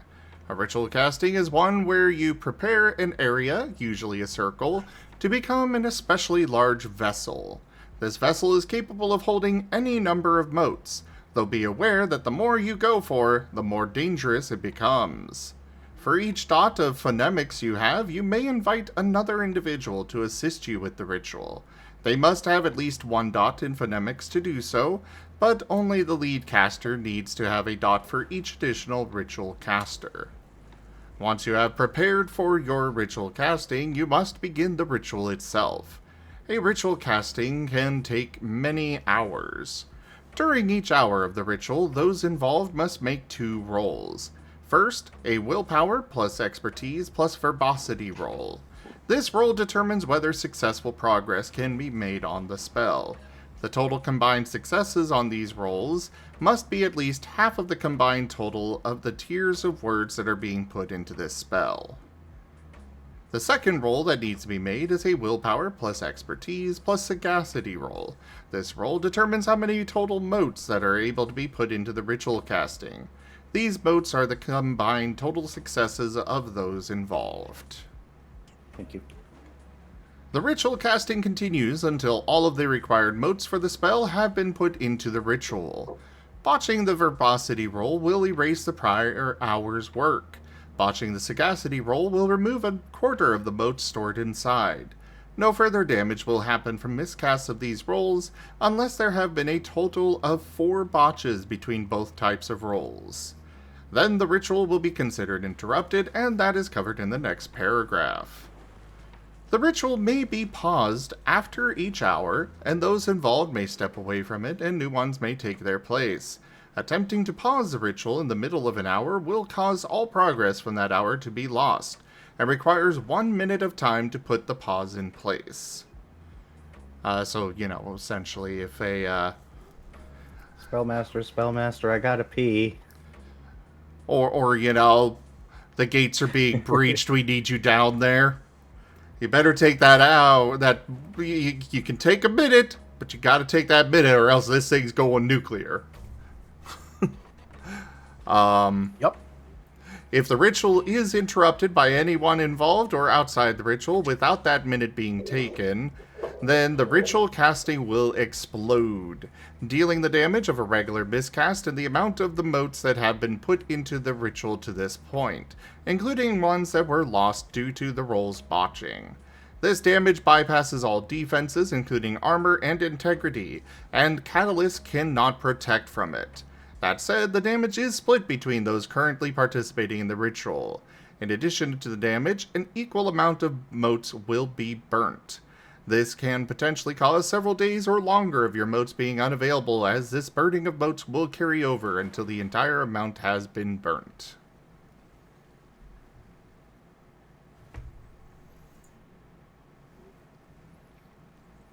Sounds fine on paper. Ducks, I want to see somebody botch. I believe we are planning to do DAH. I have not heard otherwise.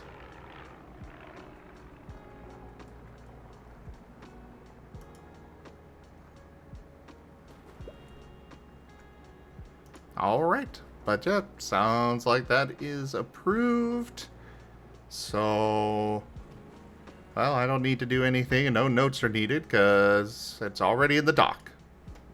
Yep. Thumbs up. Alright, so next up. Should all spells invoke AOO? But without range on them, the AOO is made at +1 difficulty. This is kind of in order to balance there being no difference between melee and ranged for spells, unlike moves and weapons. I kind of feel like all spells should invoke cause AOO.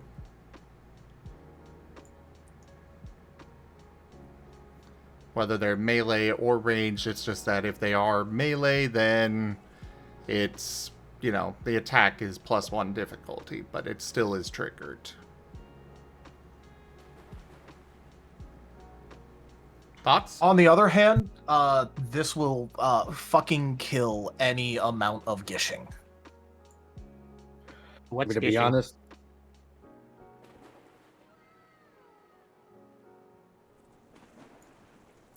I'll let you explain that, Tal.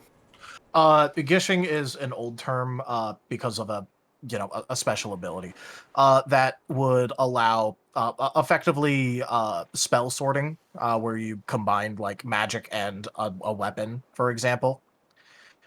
This would make it impossible for melee spellcasters to exist at all.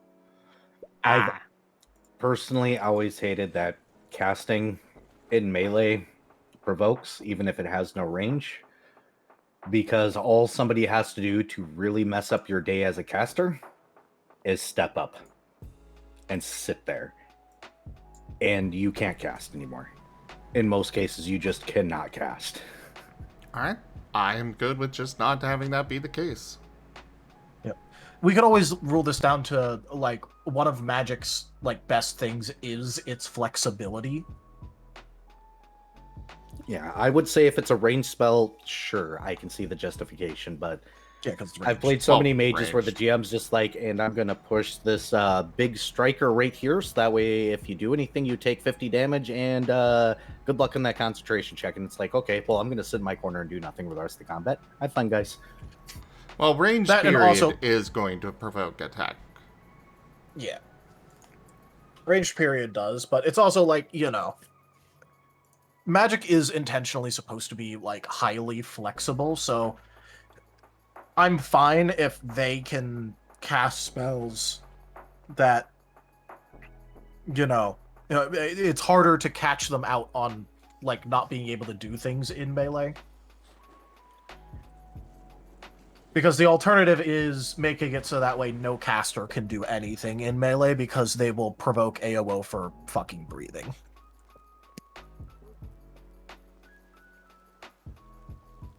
Yeah. As I said, I've always hated that part of me about being a caster. You don't have to hit them, you just need to threaten them, and most of them are just going to stand there afterward.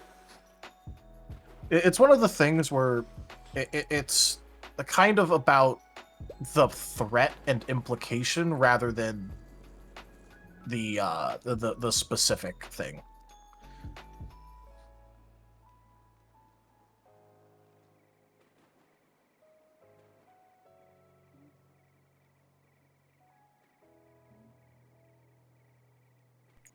Well, the next thing that I had here was just a random idea of renaming Universal School for Magic to Cantrips.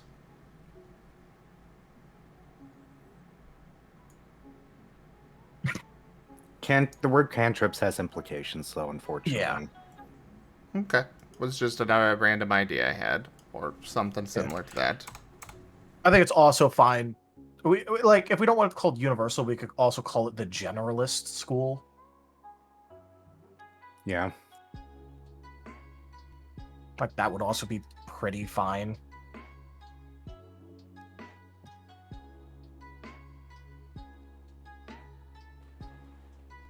Yeah, well, I can change it to Generalist. That doesn't need to go in the notes. It's just one word changed on the document. Noted. But no, it doesn't need to be noted.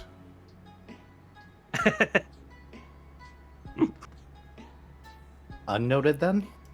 Unnoted.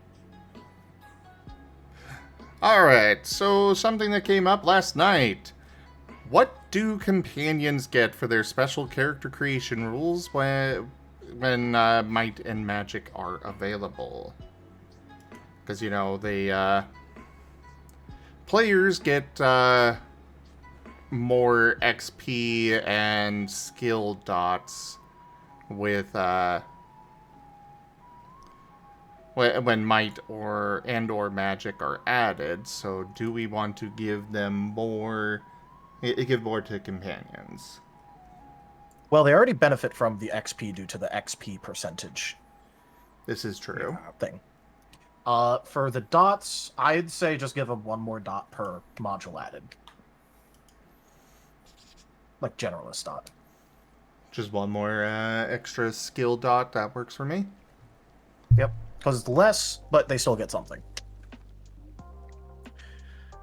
Because if I remember correctly, it's, what, like 2 generalist skill dots for actual player characters? For inclusion. So having it to 1, like they have the XP. Currently, they get 2 dots per column with 2 additional dots that they can put into any skill. Yeah, no. I'm saying for including the modules being 2 extra. Oh, as well yes. in the generalist column. Yeah. So if we just have that to 1 per, and they also get, like, you usually like half the XP, halves.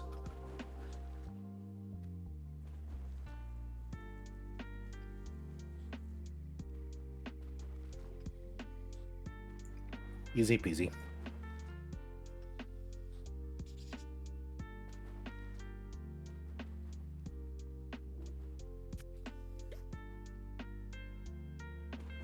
Alrighty. Go ahead and note that down. Say it again. Companions get 1 more free skill dot per module added.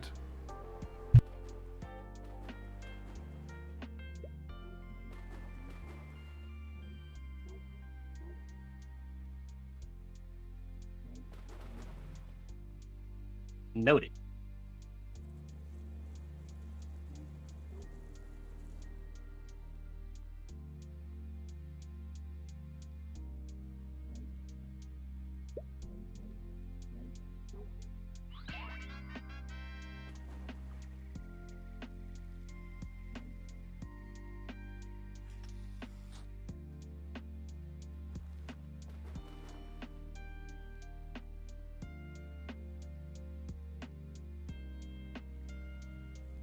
Alright, well, that is everything on the discussions here.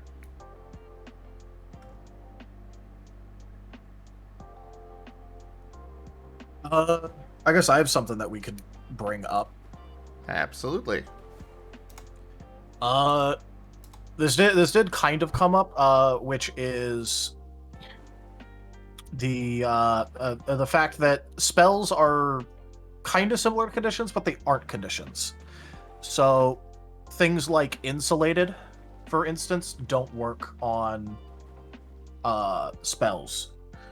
So do we want to make it so that way insulated or guarded or something works against spells that are, like, obviously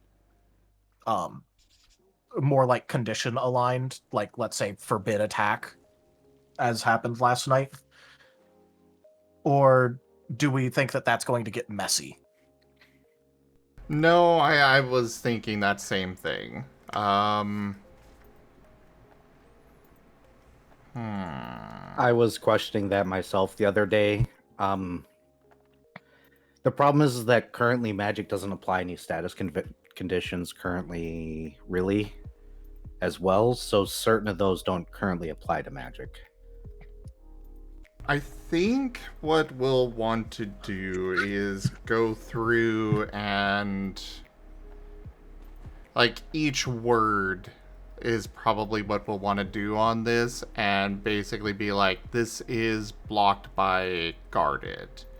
Like the forbid attack. That, I feel, would be blocked by guarded or insulated. Yeah, so because if you what really sort of look at word it- do we want to use for that? Because I know that I've been using the word affliction to describe things that are either a condition or stat change or the like. What do you mean? So, instead of saying, like, blocked by, I feel like we should just make a tag that we can add on to things. to Well, make it easier on everyone. I would say that we put in this counts as a condition. This counts as a stat change.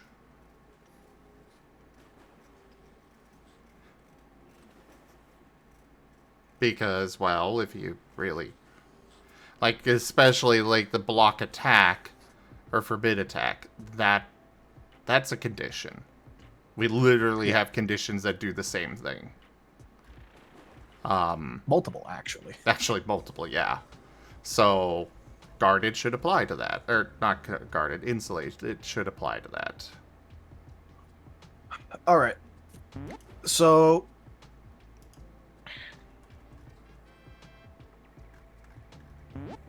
Cool. With that in mind, I was also, instead of, like... Because I know for conditions, we quite liked that there were all these various other skills that are used. I don't really think we can spend the time and effort to do that for every single magical word, coming up with multiple skills for each one. So for things that were magic related, in my head, this kind of like wasn't discussed, although it really should have been. My bad. I was just imagining that it would be a willpower, expertise, integrity roll to try and cleanse off like malignant spell effects.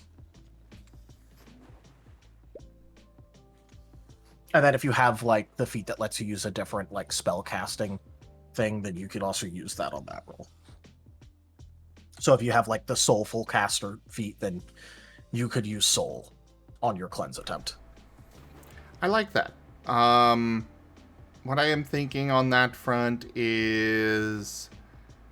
I do want to keep with the theme of two different skills. So what about that or sagacity?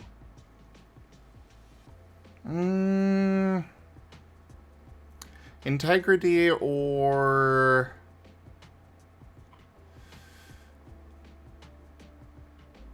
I'm thinking phonemics. Phonemics? Okay. The reason I defaulted to sagacity is because that's your, like, combat ability one. Yeah, but I'm thinking phonemics because phonemics is kind of your understanding of magic as a whole, and to remove something that's affecting you, you kind of need to understand how it functions. Fair enough. So integrity and phonemics are your options there. Yeah. And then that can just be cleansed. So. Go ahead and note that down, Raharu, please. Yeah. Say it again. Cleansing spell effects uses willpower, expertise, and then either integrity or phonemics. And if you have the feat to change your spell casting attribute, you may use that for the roll as well.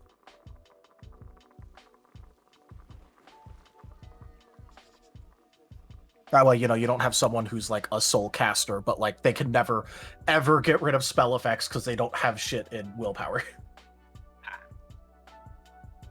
That would be a little bit silly. Yeah. Either integrity or phonetics, you said? Phonemics, yeah. The magic casting, one of the knowledge magic casting skill. Yeah.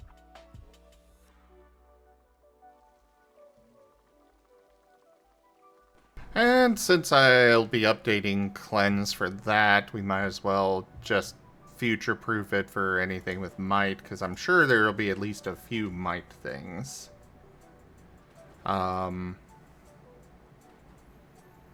So, you know, vigor, expertise, and integrity or discipline.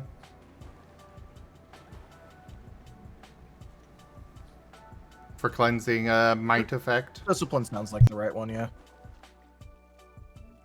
What do you think, Era? The one sticking it together?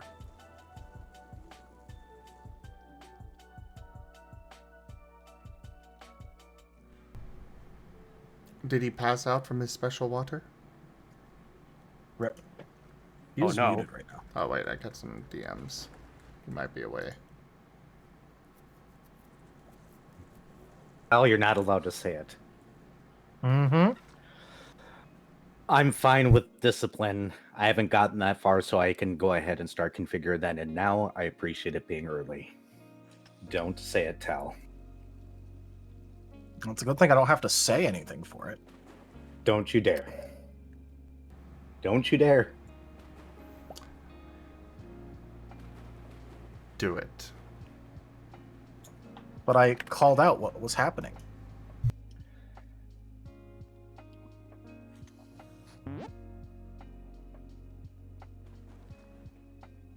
So, yes, discipline is fine.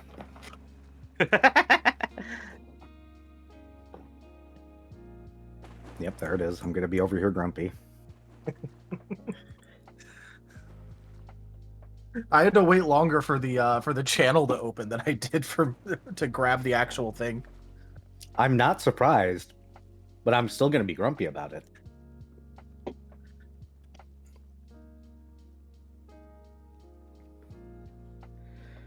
I muted because I was eating. Understandable. Yeah, fair. But yeah, go ahead and add into those notes there, Raharu, that you can cleanse might effects with vigor, expertise, plus integrity, or discipline.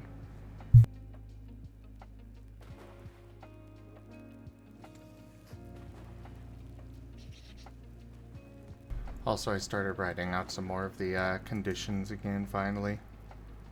Ah, nice. Integrity or what? Discipline. Discipline.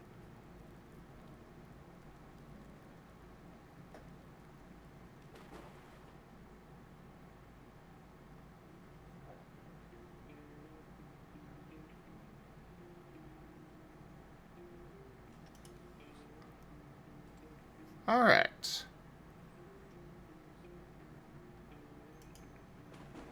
So that is that.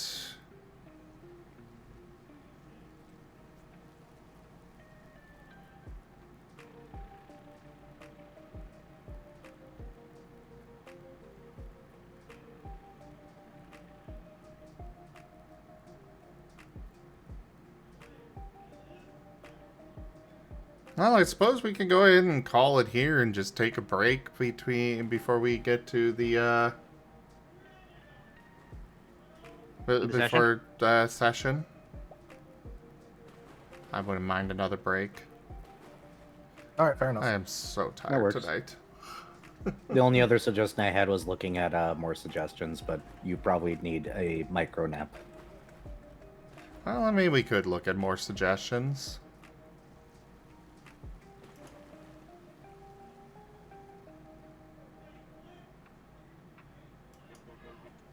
Do you need a break? That probably would be the You'd better appreciate a idea. break. Yeah. Take your break. Take care of yourself. Yeah. Please do.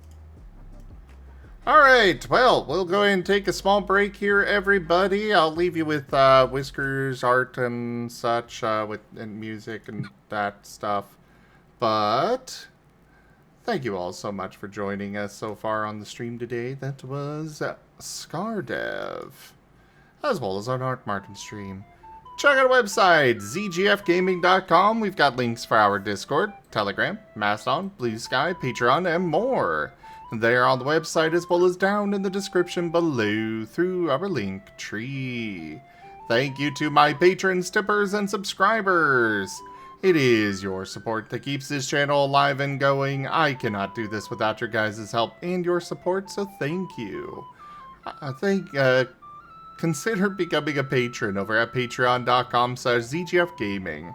It is one of the best ways to help out the channel, though you can also do so by grabbing some merch over at zgfgaming.store, going and checking out our Scar system and letting us know what you think, or just coming by and hanging out.